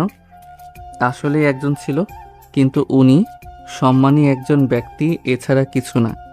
আমি ওনাকে নিতে চাই না, উনি একটা বিপদে পড়ছে এজন্য। আপু আমার কাছে বসে আমার মাথায় হাত দিয়ে বলল, একবার একটা ভুল করলি, আমি চাইছি আর যেন এমন কোনো ভুল না হয়। আমি তোর ভালোর জন্যই বলছি। বুঝতে পারছি আপু। আচ্ছা, এখন তুই বাসায় চলে যা, আজকে আর কাজ করতে হবে না। না আপু, রাতে যাব। এখনো তো কিছু খাস নাই মনে হয়। খেয়ে এসেছি আমি আপু। এই কথাটা বলে আমি আটকে গেলাম। মনে হচ্ছে যেন নিজের বিপদ নিজেই ডেকে নিয়ে আসলাম। আপু আমার দিকে অবাক হয়ে তাকিয়ে বলল, বাসায় গেলি না, আবার কোথা থেকে খেয়ে আসলি? আপু এই বিষয়ে কোনো প্রশ্ন করিস না। আপু আমার দিকে একবার তাকিয়ে বলল, আচ্ছা ঠিক আছে, তুই কাজ কর আর ক্যান্টিন থেকে আগে কিছু খেয়ে আয় যা। আপু চলে যাওয়ার পর আমি ওয়াশরুমে চলে গেলাম।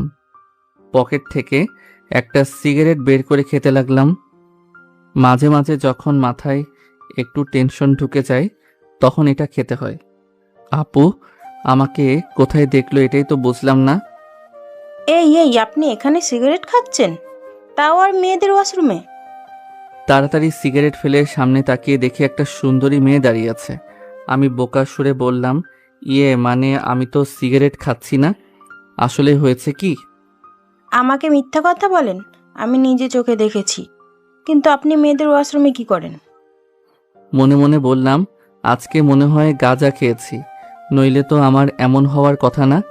ইস, ওয়াশরুমে ঢোকার আগে তাকেও দেখি নাই। এটা মেয়েদের নাকি ছেলেদের? আর আমি দরজার সামনেই দাঁড়িয়ে সিগারেট খাচ্ছি। আপু এসব জানতে পারলে আমি শেষ। এবার কাঁদো কাঁদো সুরে বললাম, আসলেই আমার ভুল হয়ে গেছে, আজকে মাফ করে দেন আপনি প্লিজ। আপুকে কিছু বলবেন না। এখানকার বসকে আপনি আপু বললেন কেন? আরে এই মেয়ে তো এখানে নতুন মনে হচ্ছে। আমি এবার মেয়েটাকে ভয় দেখানোর জন্য বললাম, আমি কে জানো তো?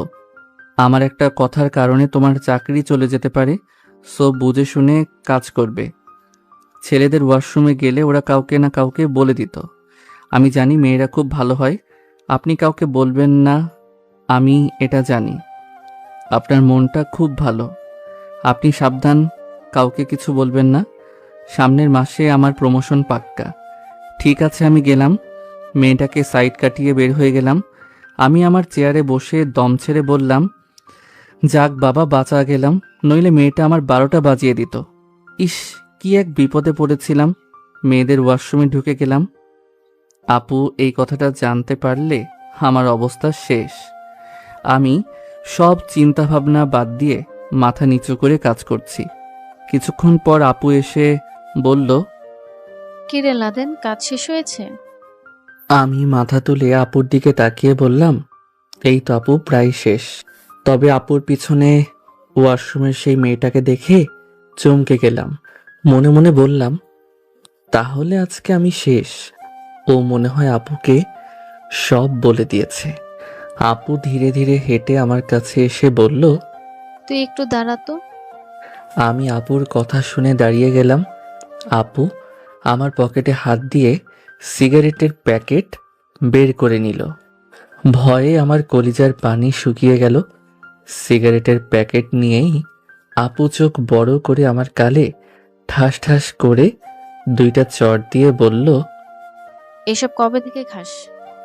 আমি মাথা নিচু করে বললাম, না মানে আপু। আপু এবার আমাকে জোরে ধমক দিয়ে বলল, আমি তোরে বলছি এসব কবে থেকে খাস? এত কথা বলছিস কেন লা?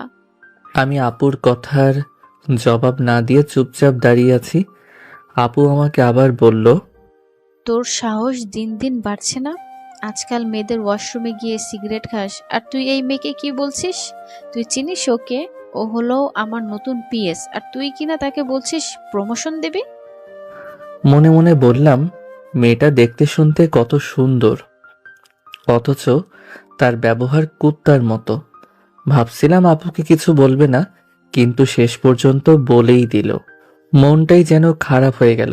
এবার আপু আমাকে জিজ্ঞেস করলো, কাজ কতটুকু হলো? আমি ভয়ে ভয়ে উত্তর দিলাম, এই তো কিছুটা হয়েছে। এবার আপু সুন্দর করে বলল, আমি তোরে কতদিন বাঁচাবো? তোর চাকরি তোর নিজের ধরে রাখতে হবে। তোর কাজ তুই কিভাবে শেষ করবি আমি এটা জানি না। যদি আমাকে না বলে তুই সিগারেট খেতে পারিস, তাহলে আমাকে না বলে তুই তোর কাজও শেষ করতে পারবি। আমি কোনো কথা শুনতে চাই না। আজকে তোর কাজ তোর শেষ করে বের হতে হবে। তুই সারা রাত কাজ করবি কিনা এটা তুই ভালো জানিস, তবে আমি চাই কোনো হিসাব যেন বাকি না থাকে। আমাকে দিনের কাজ দিনেই বুঝিয়ে দিতে হবে। আর একদিন যদি আমি তোর পকেট থেকে সিগারেট দেখি না, তাহলে তোর খবর আছে। আপু আর কিছু না বলে চুপচাপ চলে গেল। আমি মেয়েটার দিকে একবার তাকিয়ে দেখলাম, মেয়েটার আইডি কার্ডে সুন্দর করে লেখা আছে তামান্না আক্তার। তামান্না মেয়েটা চুপচাপ আপুর পিছনে মাথা নিচু করে চলে গেল। আমি দম ছেড়ে চেয়ারে বসে মনে মনে বললাম, সবকিছু আমার পিছু ছাড়লেও এই বিপদ আমার পিছু ছাড়ে না। সন্ধ্যা প্রায় হয়ে গেছে। ভাবছিলাম চলে যাব, কিন্তু আপু যেই কথা বলল, চলে গেলে আপু ক্ষেপে যাবে। ধীরে ধীরে অফিসের সবাই চলে গেল। আমি একটু উঠে ওয়াশরুমে চলে গেলাম। ওয়াশরুম থেকে ফিরে এলে দেখি আপু আমার কেবিনের দিকে তাকিয়ে দেখছে আমি আছি কিনা। চলে গেছি। আপু আমাকে কেবিনে না পেয়ে চুপচাপ ধীরে ধীরে হেঁটে বাহিরে চলে গেল। আমি গিয়ে চেয়ারে বসে মাথা নিচু করে কাজ করতে লাগলাম। আজকে যদি সারা রাত লাগে তাহলেও আমি আমার কাজ শেষ করেই যাব। কোনো দিকে না তাকিয়ে এক নাগাড়ে কাজ করতে লাগলাম।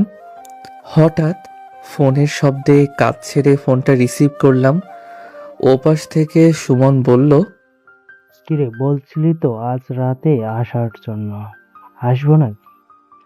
আর বলিস না, আজকে কাজ শেষ করতে পারি নাই বলে আপু বকা দিয়েছে, এজন্য এখনো অফিসে আছি। কি করছ তুই এখনো অফিসে? বাসায় আসবি কখন? না রে, আজকে আর বাসায় যাব না, এখানেই শুয়ে ঘুমিয়ে পড়ব। এত কাজ করতে হবে না, চলে আয়। আরে না, যেটা আমি একবার বলছি সেটাই করব। আর আপু এভাবে রাখতো না। আজকে মেয়েদের ওয়াশরুমে গিয়ে সিগারেট খাচ্ছিলাম, এই জন্য এমন হয়েছে। ওরে শালা, তুই তাহলে শেষ। আমি তোরে কতবার বলছি এসব তোর খেতে হবে না। কি আর করব, ভাবছিলাম তোর বাসায় এসে একটু আড্ডা দিব, কিন্তু তুই তো এখনো অফিসে, কাজ শেষ হবে কখন? জানি না, কাজ করতে থাকি, দেখি কখন শেষ হয়। হঠাৎ ফোনের স্ক্রিনে তাকিয়ে দেখি অচেনা একটা নম্বর থেকে ফোন আসছে। এজন্য আমি সুমনকে বললাম, তুই একটু কলটা কেটে দে, আমি তোরে পরে কল দিচ্ছি। দেখি কে কল করেছে। সুমন আচ্ছা বলে ফোন কেটে দিল। সুমন ফোন কেটে দেওয়ার পর আমি ফোনটা রিসিভ করে বললাম, কে বলছেন? ওপাশ থেকে মেয়েলি একটা কণ্ঠে বলল, আপনি বলেন তো আমি কে? আজব তো, আমি আপনাকে চিনি না জানি না, আর বলছেন বলতো আমি কে? আপনি কি মজা করেন আমার সাথে নাকি? তোমার কি মনে হয় আমি তোমার সাথে মজা করছি? দেখেন, আপনি যেই হন না কেন, আমি অচেনা কারোর সাথে কথা বলি না। ফোন রাখেন, আমার অনেক কাজ আছে। আরে শোনো শোনো, আমি তোমার রিয়া ম্যাডাম। ও ম্যাডাম, আপনি আমাকে আগে বলবেন না? সরি। থাক, সরি বলতে হবে না। তা আজকে মাথা গরম কেন, কি হয়েছে? কি আর হবে, দেরি করে অফিসে আসছি, কাজ শেষ করতে পারি নাই বলে আপু বকা দিয়েছে, এজন্য এখনো অফিসে কাজ করছি। কি বলো তুমি, এখনো অফিসে?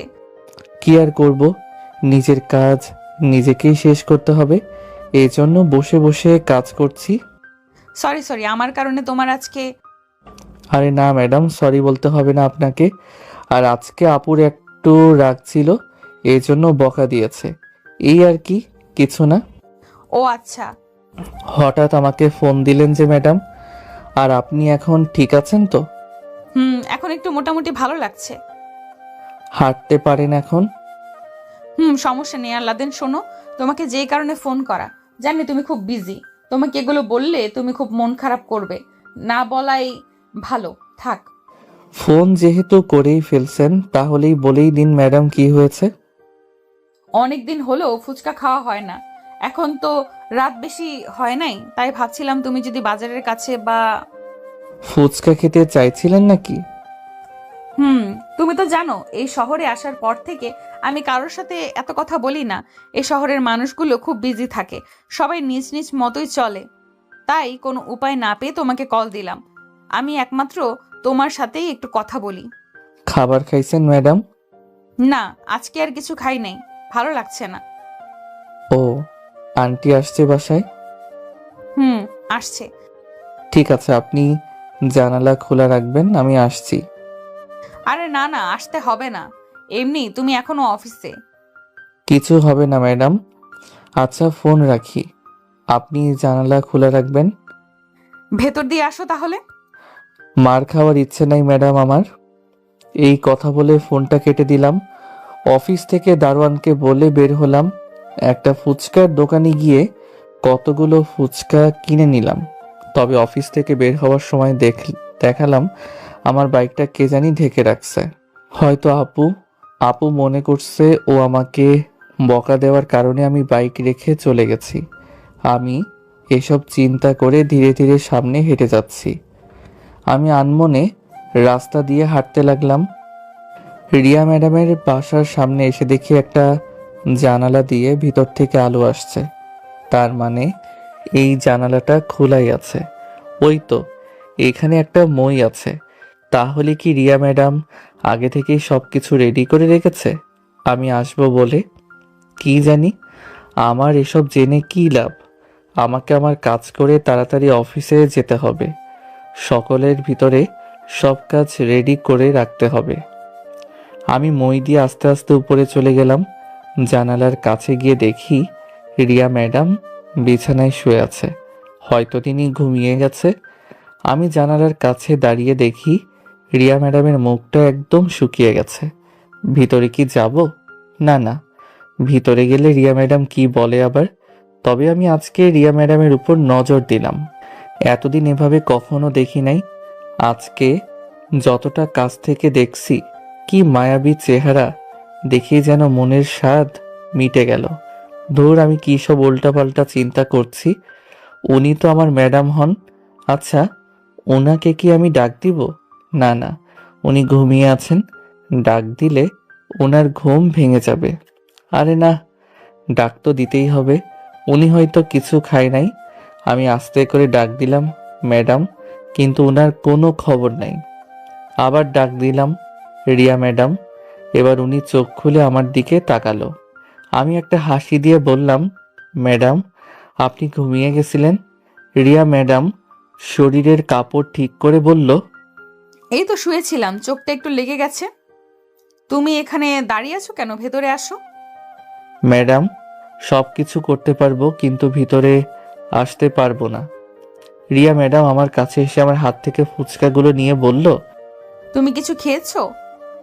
যাবার সময় কিছু কিনে নিব। এত রাত হয়েছে, এখন আর অফিসে যেতে হবে না, তুমি বাসায় চলে যাও। না ম্যাডাম, বাসায় যাওয়া যাবে না। আপু আমাকে অনেক বকা দিয়েছে। আমি দরকার হলে সারা রাত কাজ করব, দেখো তোমার আপু রাগের মাথায় হয়তো বকা দিয়েছে, তাই বলে তুমি পাগলামি করবে? পাগলামো না ম্যাডাম, আমার কাজ তো আপনাকেই করতে হবে। বুঝেছি। তাই বলে সারা রাত? বাদ দেন ম্যাডাম, একটা কথা বলবো কি? রিয়া ম্যাডাম ফুচকা খেতে খেতে বলল, বলো। আমি যদি আপনাকে সুযোগ পেয়ে রিয়া ম্যাডাম আমাকে আটকে দিয়ে বলল। তুমি কি বলতে চাইছো আমি বুঝতে পারছি। আমি তোমাকে এতটাই বিশ্বাস করি যেটা বলার বাহিরে, কারণ তুমি ছেলেটা অনেক ভালো। ফুচকা খাবে? না ম্যাডাম, আমি এখন কিছু খাবো না। তাহলে আমি কি যাব ম্যাডাম? চলে যাবে? যেতে তো হবেই ম্যাডাম। লাদেন, তুমি তো জানো আমার চিনা জানা কেউ নেই, এই জন্য তোমাকে এত রাতে ডেকে নিয়ে আসছি। তুমি তো কিছু কি যে বলেন না ম্যাডাম, আমি আবার কি মনে করব বলেন? আপনি বলবেন আমি আসবো না, এটা তো হতেই পারে না। ধন্যবাদ লাদেন। ম্যাডাম যান, কিছু খেয়ে আসেন। না, এখন আর কিছু খাবো না, এখন ঘুমিয়ে যাব। প্লিজ ম্যাডাম কিছু খেয়ে নেন, পরে শরীর খারাপ করবে আপনার। হঠাৎ দরজার বাহিরে থেকে আন্টি বলছে, রিয়া তুই কার সাথে এত কথা বলছিস? আমি তাড়াতাড়ি মই দিয়ে নেমে মইটা একটু দূরে ফেলে দৌড় দিয়ে বাসা থেকে বের হলাম। মনে মনে বললাম, যাক বাবা বেঁচে গেছি, নইলে কি যে হতো। হঠাৎ ফোনের স্ক্রিনে একটা মেসেজ আসলো। এত তাড়াহুড়ো করে যাওয়ার কি ছিল? আম্মু কিছুই বলতো না। আচ্ছা ঠিক আছে, এখন বাসায় যাও, অফিসে যেতে হবে না। মেসেজটা দেখে একটা হাসি দিয়ে রিয়া ম্যাডাম আসলেই খুব ভালো। আমি আবার অফিসে চলে গেলাম। কাজ শেষ করে দেখি রাত 3টা বেজে গেছে। চোখ যেন আপনা আপনি বন্ধ হয়ে যাচ্ছে। ফ্লোরে শার্টটা বিছিয়ে নিচে শুয়ে ঘুমিয়ে গেলাম। যখন ঘুম থেকে মাথা তুলে সামনে তাকালাম, তখন যেন আমি 1 মিনিটের জন্য কথা বলার মতো শব্দ হারিয়ে ফেললাম। আমার সামনে আমার আপু, দুলাভাই আর আপুর পিএস দাঁড়িয়ে আছে। আমি তাড়াতাড়ি দাঁড়িয়ে শার্ট পরতে পরতে আপুকে বললাম, আসলেই সরি আপু, রাতে কাজ শেষ করতে করতে একটু দেরি হয়ে গেছিল। কোনো উপায় না পেয়ে এখানেই ঘুমিয়ে গেলাম। আপু আমার কাছে এসেই ঠাস ঠাস করে আমার গালে 2টা থাপ্পড় দিয়ে রাগে চোখ গরম করে বলল, তোরে আমি কি বলছিলাম যে তুই সারা রাত কাজ করবি? আসলে কি তুই চাকরি করতে চাস নাকি মজা করতে এসেছিস সেখানে? আমি মাথা নিচু করে বললাম, সরি আপু, আর তুই তো কালকে বললি আমি যেন কাজ শেষ করে বাসায় যাই, এই জন্য। আপু এবার একটু জোরে বলল, তাই বলে তুই সারা রাত? অনেক হয়েছে, আর না। তুই এখন এখান থেকে চলে যা, আমি তোরে আর আমার সামনে দেখতে চাই না। দ্বিতীয়বার যেন আমি তোরে আমার এই অফিসে না দেখি। এই কথা বলে আপু রাগে কেবিন থেকে চলে গেল। আজকে কেন যেন আমার অনেক রাগ হলো। সকাল সকাল আপু আমাকে এভাবে মারতে পারলো। দুলাভাইয়ের হাতে ফাইলটা দিয়ে বললাম, এখানে সব কিছু রেডি করে রেখেছি, আপনি আপুর কাছে দিয়ে দিবেন। আমি গেলাম। দুলাভাই আমার হাত ধরে বলল, আরে দাঁড়াও, কোথায় যাও? আমি দুলাভাইয়ের দিকে তাকিয়ে বললাম, দেখি কোথাও যাওয়া যায় কিনা। দেখো, তুমি তোমার আপুর কথায় এত রেগে গেলে। জানি না কালকে তোমার আপু তোমাকে কি বলেছে। ও ওখান থেকে গিয়ে কিছু খায় নাই, আমি ওকে কান্না করতে দেখেছি। শুধু বলছে আমি কিভাবে আমার এই হাত দিয়ে আমার ভাইকে মারতে পারলাম। ও সারা রাত ঘুমায় নাই তোমার জন্য। দেখো লাদিন, ওর পেটে একটা বাচ্চা। এখন ও অফিসে আসছে, কিছু খায় নাই। যদি ওর কিছু হয়ে যায় তুমি বলো, তোমার জন্য। কি বলেন দুলাভাই, আপু এখনো কিছু খাই নাই? তো তোমাকে আমি কি বলছি? আমি সবকিছু ভুলে তাড়াতাড়ি কেবিন থেকে বের হয়ে আপুর কেবিনের দিকে যেতে লাগলাম। দরজায় দাঁড়িয়ে দেখি আপু ভিতরে বসে চুপচাপ বসে কান্না করছে। মনে মনে বললাম, আমি কেন যে মাঝে মাঝে এমন করি? আমার জন্য আপু কতটা কষ্ট পেয়েছে, এর কোনো হিসাব আছে? ও নাকি এখনো কিছু খায় নাই। আমি দরজার কাছে দাঁড়িয়ে বললাম, ম্যাডাম আমি কি ভিতরে আসতে পারি? আপু আমাকে দেখে চোখের পানি মুছে বলল, তোরা আমি বলছি না তুই এখান থেকে চলে যা, আমি তোরা আর দেখতে চাই না। আমি আপুর কথা না শুনে ভিতরে ঢুকে আপুর পায়ের কাছে বসে আপুর পা জড়িয়ে ধরে কান্না করতে করতে বললাম, আমাকে তুই মাফ করে দে। আমি আর কখনো এমন করব না। আমার ভুল হয়ে গেছে আপু, প্লিজ তুই আমাকে মাফ করে দে। আপু কিছু না বলে চুপচাপ আমার দিকে তাকিয়ে আছে। কিছুক্ষণ পর আমাকে জড়িয়ে ধরে আপুও কান্না করে দিয়ে বলল, কেন তুই মাঝে মাঝে এমন পাগলামো করিস বলতো? আমি তোরে কালকের আগের মাথায় কত কিছু বলছি। তোরে বকা দিয়ে কি আমি শান্তিতে থাকতে পারছি বল? তুই অবুঝের মতো কেন এমন করিস বল? আমাকে মাফ করে দে। আপু আমার চোখের পানি মুছে দিয়ে বলল, থাক থাক, আর কান্না করতে হবে না। কিছু খেয়েছিস কি? আমি বললাম, তুই খাস নাই তো আমি কি খাবো বল। আপু ওর পিএস তামান্নাকে ডেকে বলল, যা বাইরে থেকে বিরিয়ানি নিয়ে আস। তামান্না ঠিক আছে বলে চলে গেল। আপু আমার দিকে তাকিয়ে বলল, মাঝে মাঝে যে এমন পাগলামো করিস, এর কোনো মানে হয় বল? কি করব বল? যখন আমার রাগ হয় তখন আমি নিজেকে কন্ট্রোল করতে পারি না। আচ্ছা ঠিক আছে, তোরা আর কিছু বলবো না। চোখগুলো তো একদম লাল হয়ে আছে। আমি একটু ওয়াশরুম থেকে আসি আপু, হাত মুখে একটু পানি দিয়ে আসি। আচ্ছা যা, তাড়াতাড়ি আসবি। আমি আপুর কথা শুনে ওয়াশরুমে চলে গেলাম। ওয়াশরুম থেকে ফিরে এসে দেখি তামান্না খাবার নিয়ে এসেছে।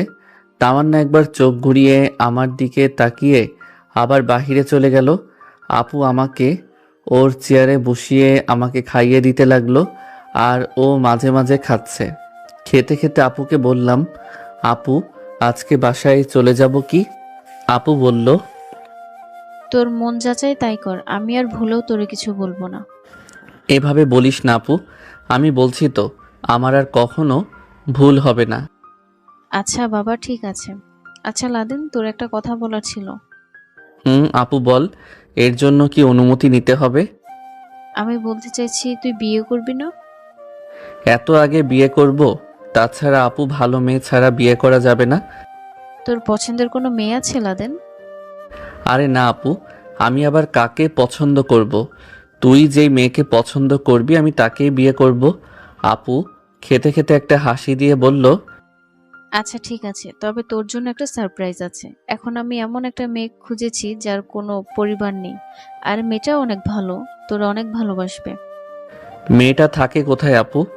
আপু আমার মাথায় হাত দিয়ে বলল, এখন বাসায় যা, বাসায় গিয়ে একটা ঘুম দে। বিকেলে আমি তোর বাসায় যাব তোর দুলাভাইকে নিয়ে, তখন বলবো নি, ঠিক আছে? আচ্ছা আপু। তাহলে এখন তুই যা কেমন? আজকে আর তোর অফিসে আসার দরকার নেই। আমিও আপুর কথা মতো অফিস থেকে বের হয়ে গেলাম। বাইক নিয়ে বাসার দিকে যেতে যেতেই চিন্তা করতে লাগলাম, বাসায় থেকে আর কি করব। এর থেকে বরং কলেজে চলে যাই, একটা ক্লাস করেই চলে আসবো। এটাই করতে হবে। পরে ঘুমাবো নে। বাসায় যাওয়ার পর দাদি যে কি বকা শুরু করলো আমাকে। আমি রাতে কোথায় ছিলাম, বাসায় কেন আসি নাই, এখন নাকি আমি বড় বেডা হয়ে যাচ্ছি। বুড়ো মানুষ আরো কত কি যে বলছে হিসাবের বাহিরে। আমি শুধু চুপচাপ কান বন্ধ করে শুনছি। গোসল করে রেডি হয়ে সুমনের নম্বরে কল দিলাম।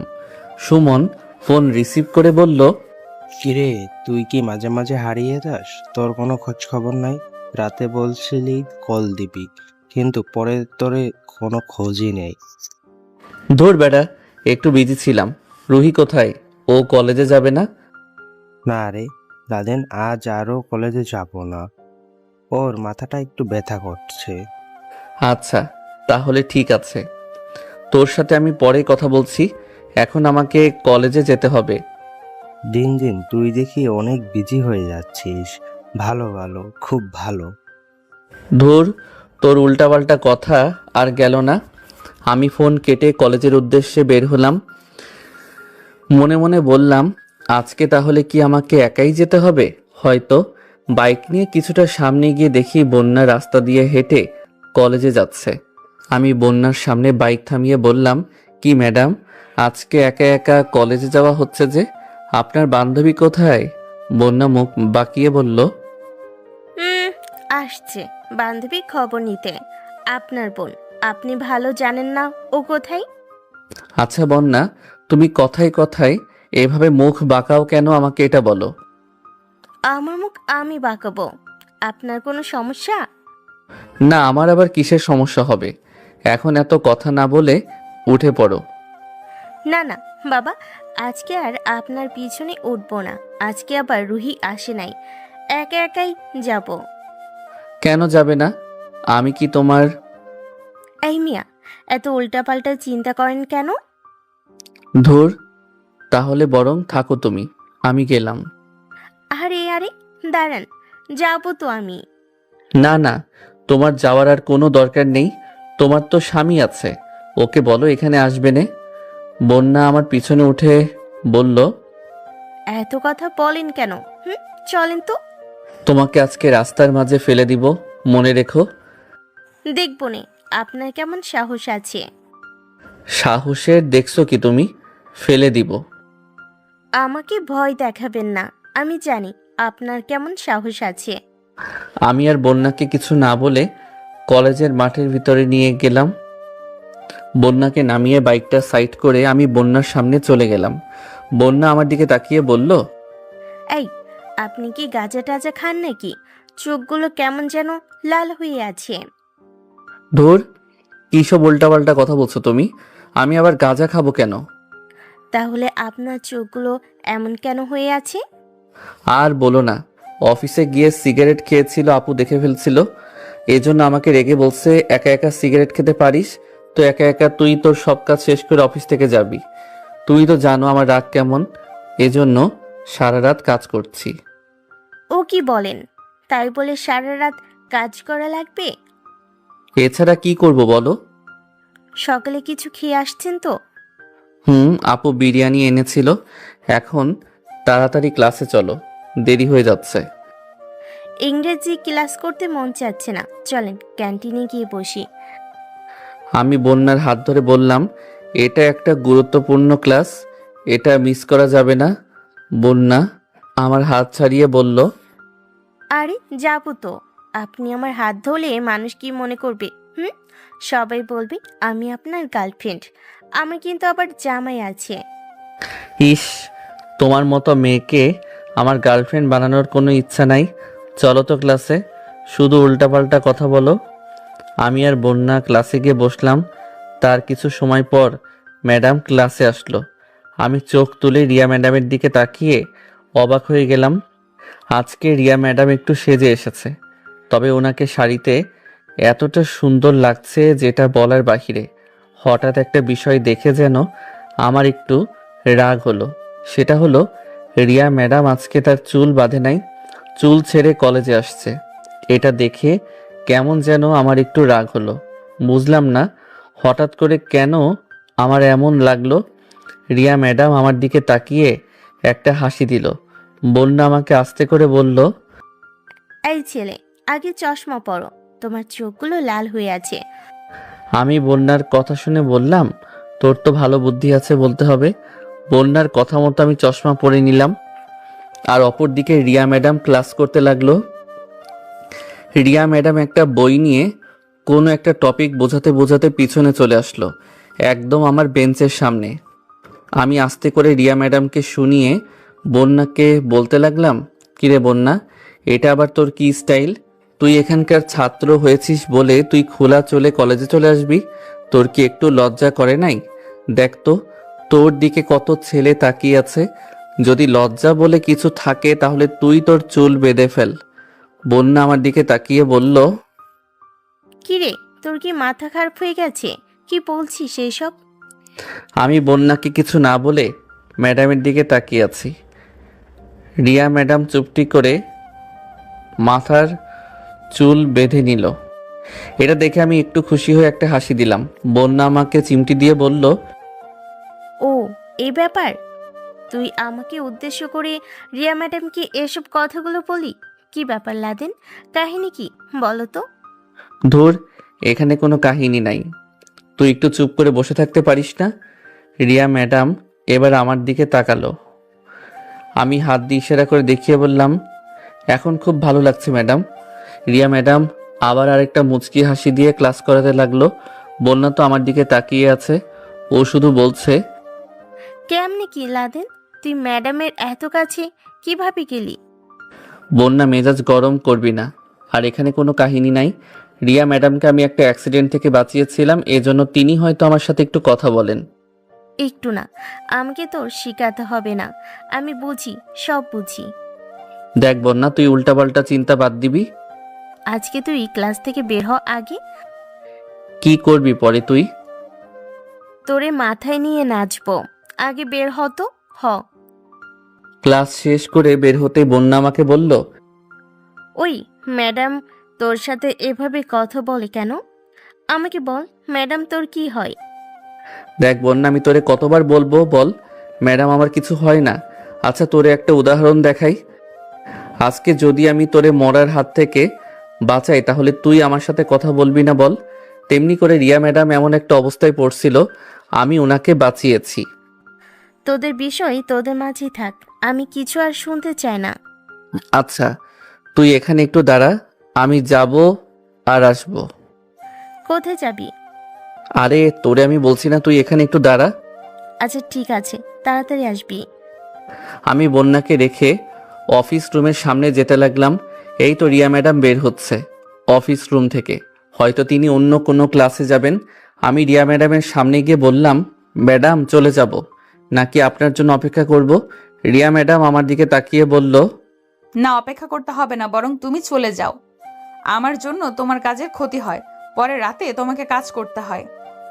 আরে ম্যাডাম আপনি যে কী সব কথাবার্তা বলেন, আমার কাজ তো আমাকেই করতে হবে বলেন, আমার কাজ তো কেউ আর করে দিবে না। রাত হলেও আমার কাজ আমাকে করতে হবে, এটা নিয়ে আপনার চিন্তা করতে হবে না। আমি কি আপনার জন্য দাঁড়াবো নাকি আপনি? রিয়া ম্যাডাম শুধু বলল, আর মাত্র 2টা ক্লাস করাবো, যদি পারো তো একটু দাঁড়াবে, আর কাজ থাকলে চলে যেতে পারো। এই কথা বলে রিয়া ম্যাডাম ক্লাসের দিকে যেতে লাগলো। তবে তিনি হঠাৎ করে পিছনে তাকিয়ে একটু মুচকি হাসি দিল। আমি রিয়া ম্যাডামের হাসি দেখে মনে মনে বললাম, তার মানে রিয়া ম্যাডাম চায় আমি যেন তার জন্যে অপেক্ষা করি। আমি বুঝলাম না আমার কি হয়েছে। রিয়া ম্যাডামের সামনে গেলে আমি কেমন যেন একটু দুর্বল হয়ে যাই, এটাই তো বুঝি না। সে যাই হোক, এখন একটু অপেক্ষা করতে হবে। আমি বন্যার সামনে হেঁটে চলে গেলাম। বন্যার কাছে যেতেই বন্যা বলল, একটা বিষয় মাথায় রাখ, ম্যাডাম কিন্তু তোর থেকে 2-3 বছরে বড়। বন্যা, আর একবার যদি তুই উল্টাপাল্টা চিন্তা করিস বা উল্টাপাল্টা কথা বলিস, তোর মাথা কিন্তু আমি ফাটিয়ে দেব। সত্যি কথা বলে আমার দোষ হয়ে গেল না? আচ্ছা এখন চল আর একটা ক্লাস করে আসি। হঠাৎ করে তোর পড়াশোনায় এত মন বসলো কিভাবে রে? আমাকে এটা বল তুই।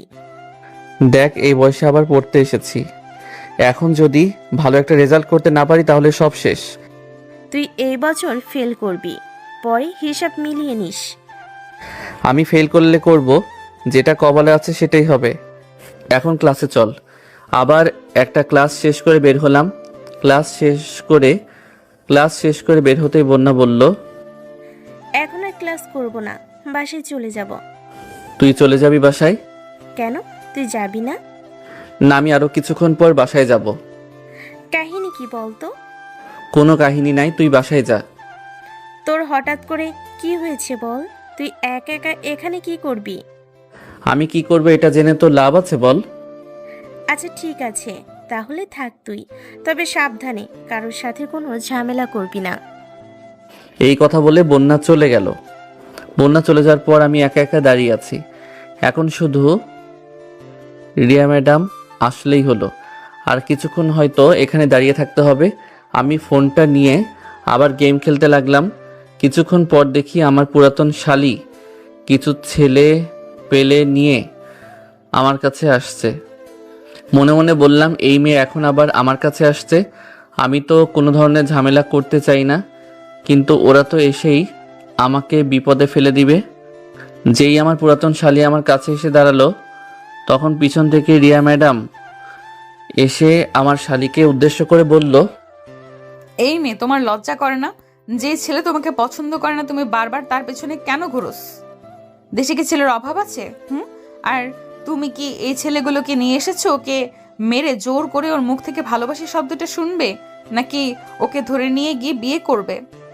রিয়া ম্যাডামকে দেখে আমার শালি কোনো কথা বলে নাই, চুপচাপ মাথা নিচু করে সামনে থেকে কেটে পড়ল। আমি হাসি দিয়ে রিয়া ম্যাডামকে বললাম, হুম হুম। ম্যাডাম, আপনাকে অনেক অনেক ধন্যবাদ। আপনি আমাকে আজকে একটা বিপদ থেকে বাঁচিয়েছেন। আরে ছাড়ো তো এইসব, আমি কলেজের বাইরে গেলাম, তুমি বাইক নিয়ে এসো।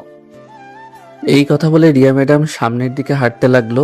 আমি বাইক নিয়ে কলেজের মাঠ থেকে বের হয়ে রিয়া ম্যাডামের কাছে গেলাম। রিয়া ম্যাডাম আমার পিছনে উঠে বলল, আজকে তোমার অফিস আছে? না ম্যাডাম, সারা রাত কাজ করেছি দেখে আজকে আর যেতে হবে না, একেবারে কালকে সকালে। আচ্ছা ঠিক আছে, তাহলে একটা নিরিবিলি পরিবেশে নিয়ে চলো, এখানে আসার পর কোথাও যাওয়া হয় নাই। ঠিক আছে ম্যাডাম, আপনি শুধু বসে থাকেন, আমি আপনাকে নিয়ে যাচ্ছি। রিয়া ম্যাডামকে নিয়ে একটা নদীর কাছে চলে গেলাম। এখানে আশেপাশে তেমন কেউ নেই। রিয়া ম্যাডাম বাইক থেকে নেমে নদীর সামনে গিয়ে ঘাসের উপর বসলো। আমি বাইক রেখে রিয়া ম্যাডামের কাছে গিয়ে তার থেকে কিছুটা দূরে বসলাম। রিয়া ম্যাডাম এক দৃষ্টিতে নদীর পানির দিকে তাকিয়ে আছে। হঠাৎ রিয়া ম্যাডামের দিকে তাকিয়ে দেখি তিনি চোখের পানি মুছছেন। আমি রিয়া ম্যাডামকে কান্না করতে দেখে বোকা হয়ে গেলাম।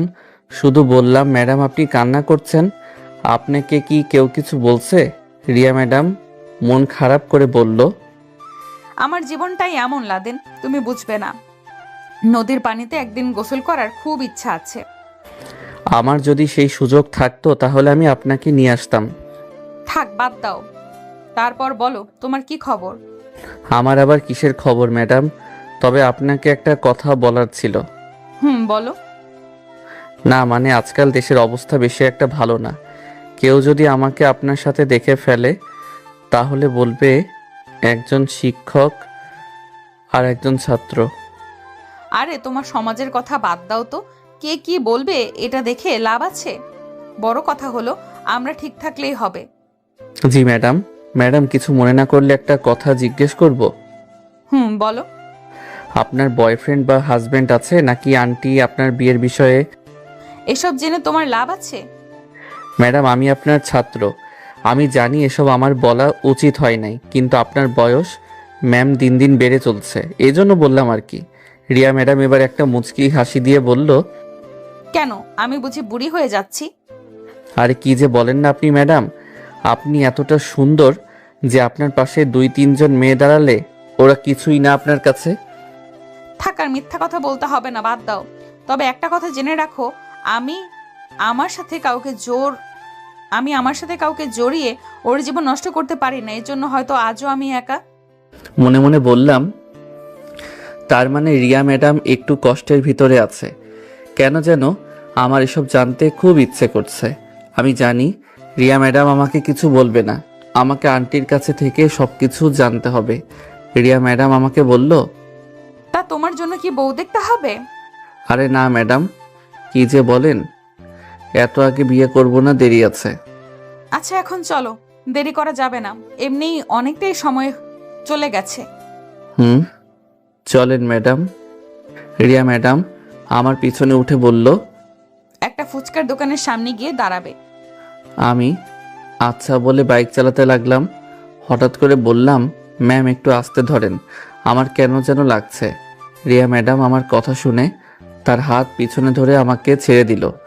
মনে মনে বললাম, ভালো একটা অনুভূতি ফিলিং হচ্ছিল, এটাও আবার হাত ছাড়া করে দিলাম।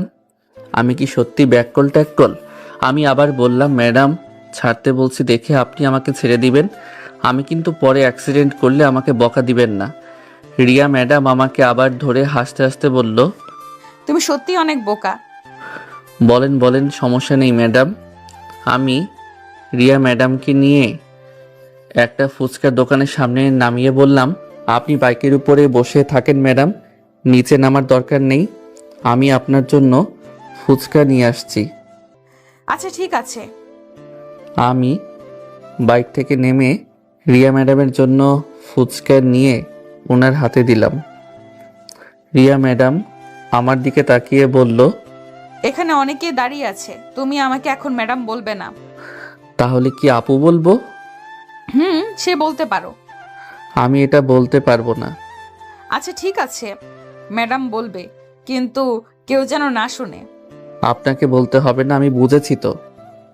ফুচকা খাবে? আরে না ম্যাডাম, আপনি খান, আমি এসব খাই না। এটা তো একটা তো খাও। দরকার নেই, আমি খাবো না। আমি খাইয়ে দেই। লাদেন হা করো বলছি। কি আর করার, উপায় না পেয়ে হা করেই নিলাম। রিয়া ম্যাডাম আমাকে ফুচকা খাইয়ে দিল। আমি ফুচকা খেতে খেতে রিয়া ম্যাডামকে আস্তে করে বললাম, আপনি এত ভালো কেন বলেন? আমি এতটাও ভালো না। আমার জীবন সম্পর্কে তুমি যদি জানতে তাহলে বলতে পারতে। এখন বলো, ফুচকা ভালো লাগলো? আপনি খাইয়ে দিছেন ম্যাডাম, ভালো লাগবে না কেন বলেন? আচ্ছা আপনি এখন খান। রিয়া ম্যাডাম বাইকের উপর বসে বসে ফুচকা খাচ্ছেন। হঠাৎ করে একটা মাইক্রো এসে আমাদের সামনে দাঁড়ালো।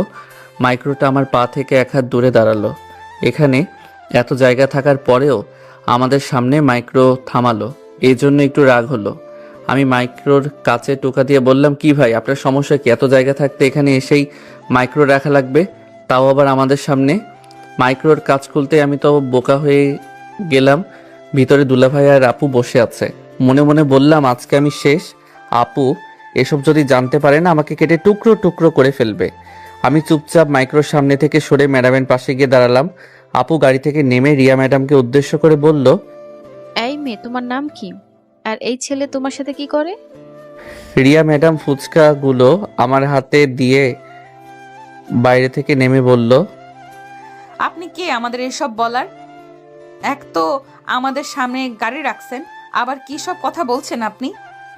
আমি হাতে ইশারা করে আপুকে বললাম, প্লিজ আপু তুই কিছু মনে করিস না, এই মেয়ে আমার ম্যাডাম হন, তবে আমি পরে সব কিছু বলবো, প্লিজ তুই আর কিছু বলিস না। আর এখানে আপু আমার দিকে তাকিয়ে রেগে ইশারা করে বলল, আজকে শুধু বাসায় আয়, দেখ তোর কি অবস্থা করি আমি। এই কথা বলে আপু আবার গাড়িতে উঠে চলে গেল। মনে মনে বললাম, যাক বাবা, তাহলে বাঁচা গেল।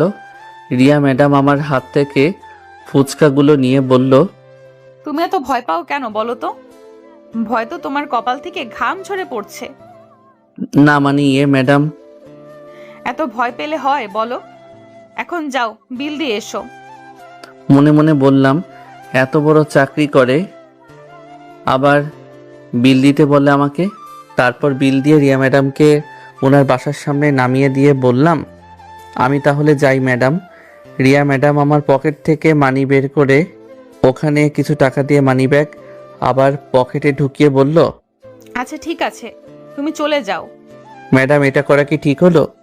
আমার মন চাইছে আমি দিছি, তোমার কোনো সমস্যা? না ম্যাডাম। তো এখন চুপচাপ বাসায় যাও। এই কথা বলে রিয়া ম্যাডাম বাসায় চলে গেল। আমি বাইক নিয়ে আমার বাসার দিকে যেতে লাগলাম। বাসায় গিয়ে ফ্রেশ হয়ে টেবিলে বসে দাদির সাথে অল্প কিছু খেয়ে ঘুমিয়ে গেলাম। এক ঘুমে রাত হয়ে গেল। ঘুম থেকে উঠে ওয়াশরুমে চলে গেলাম।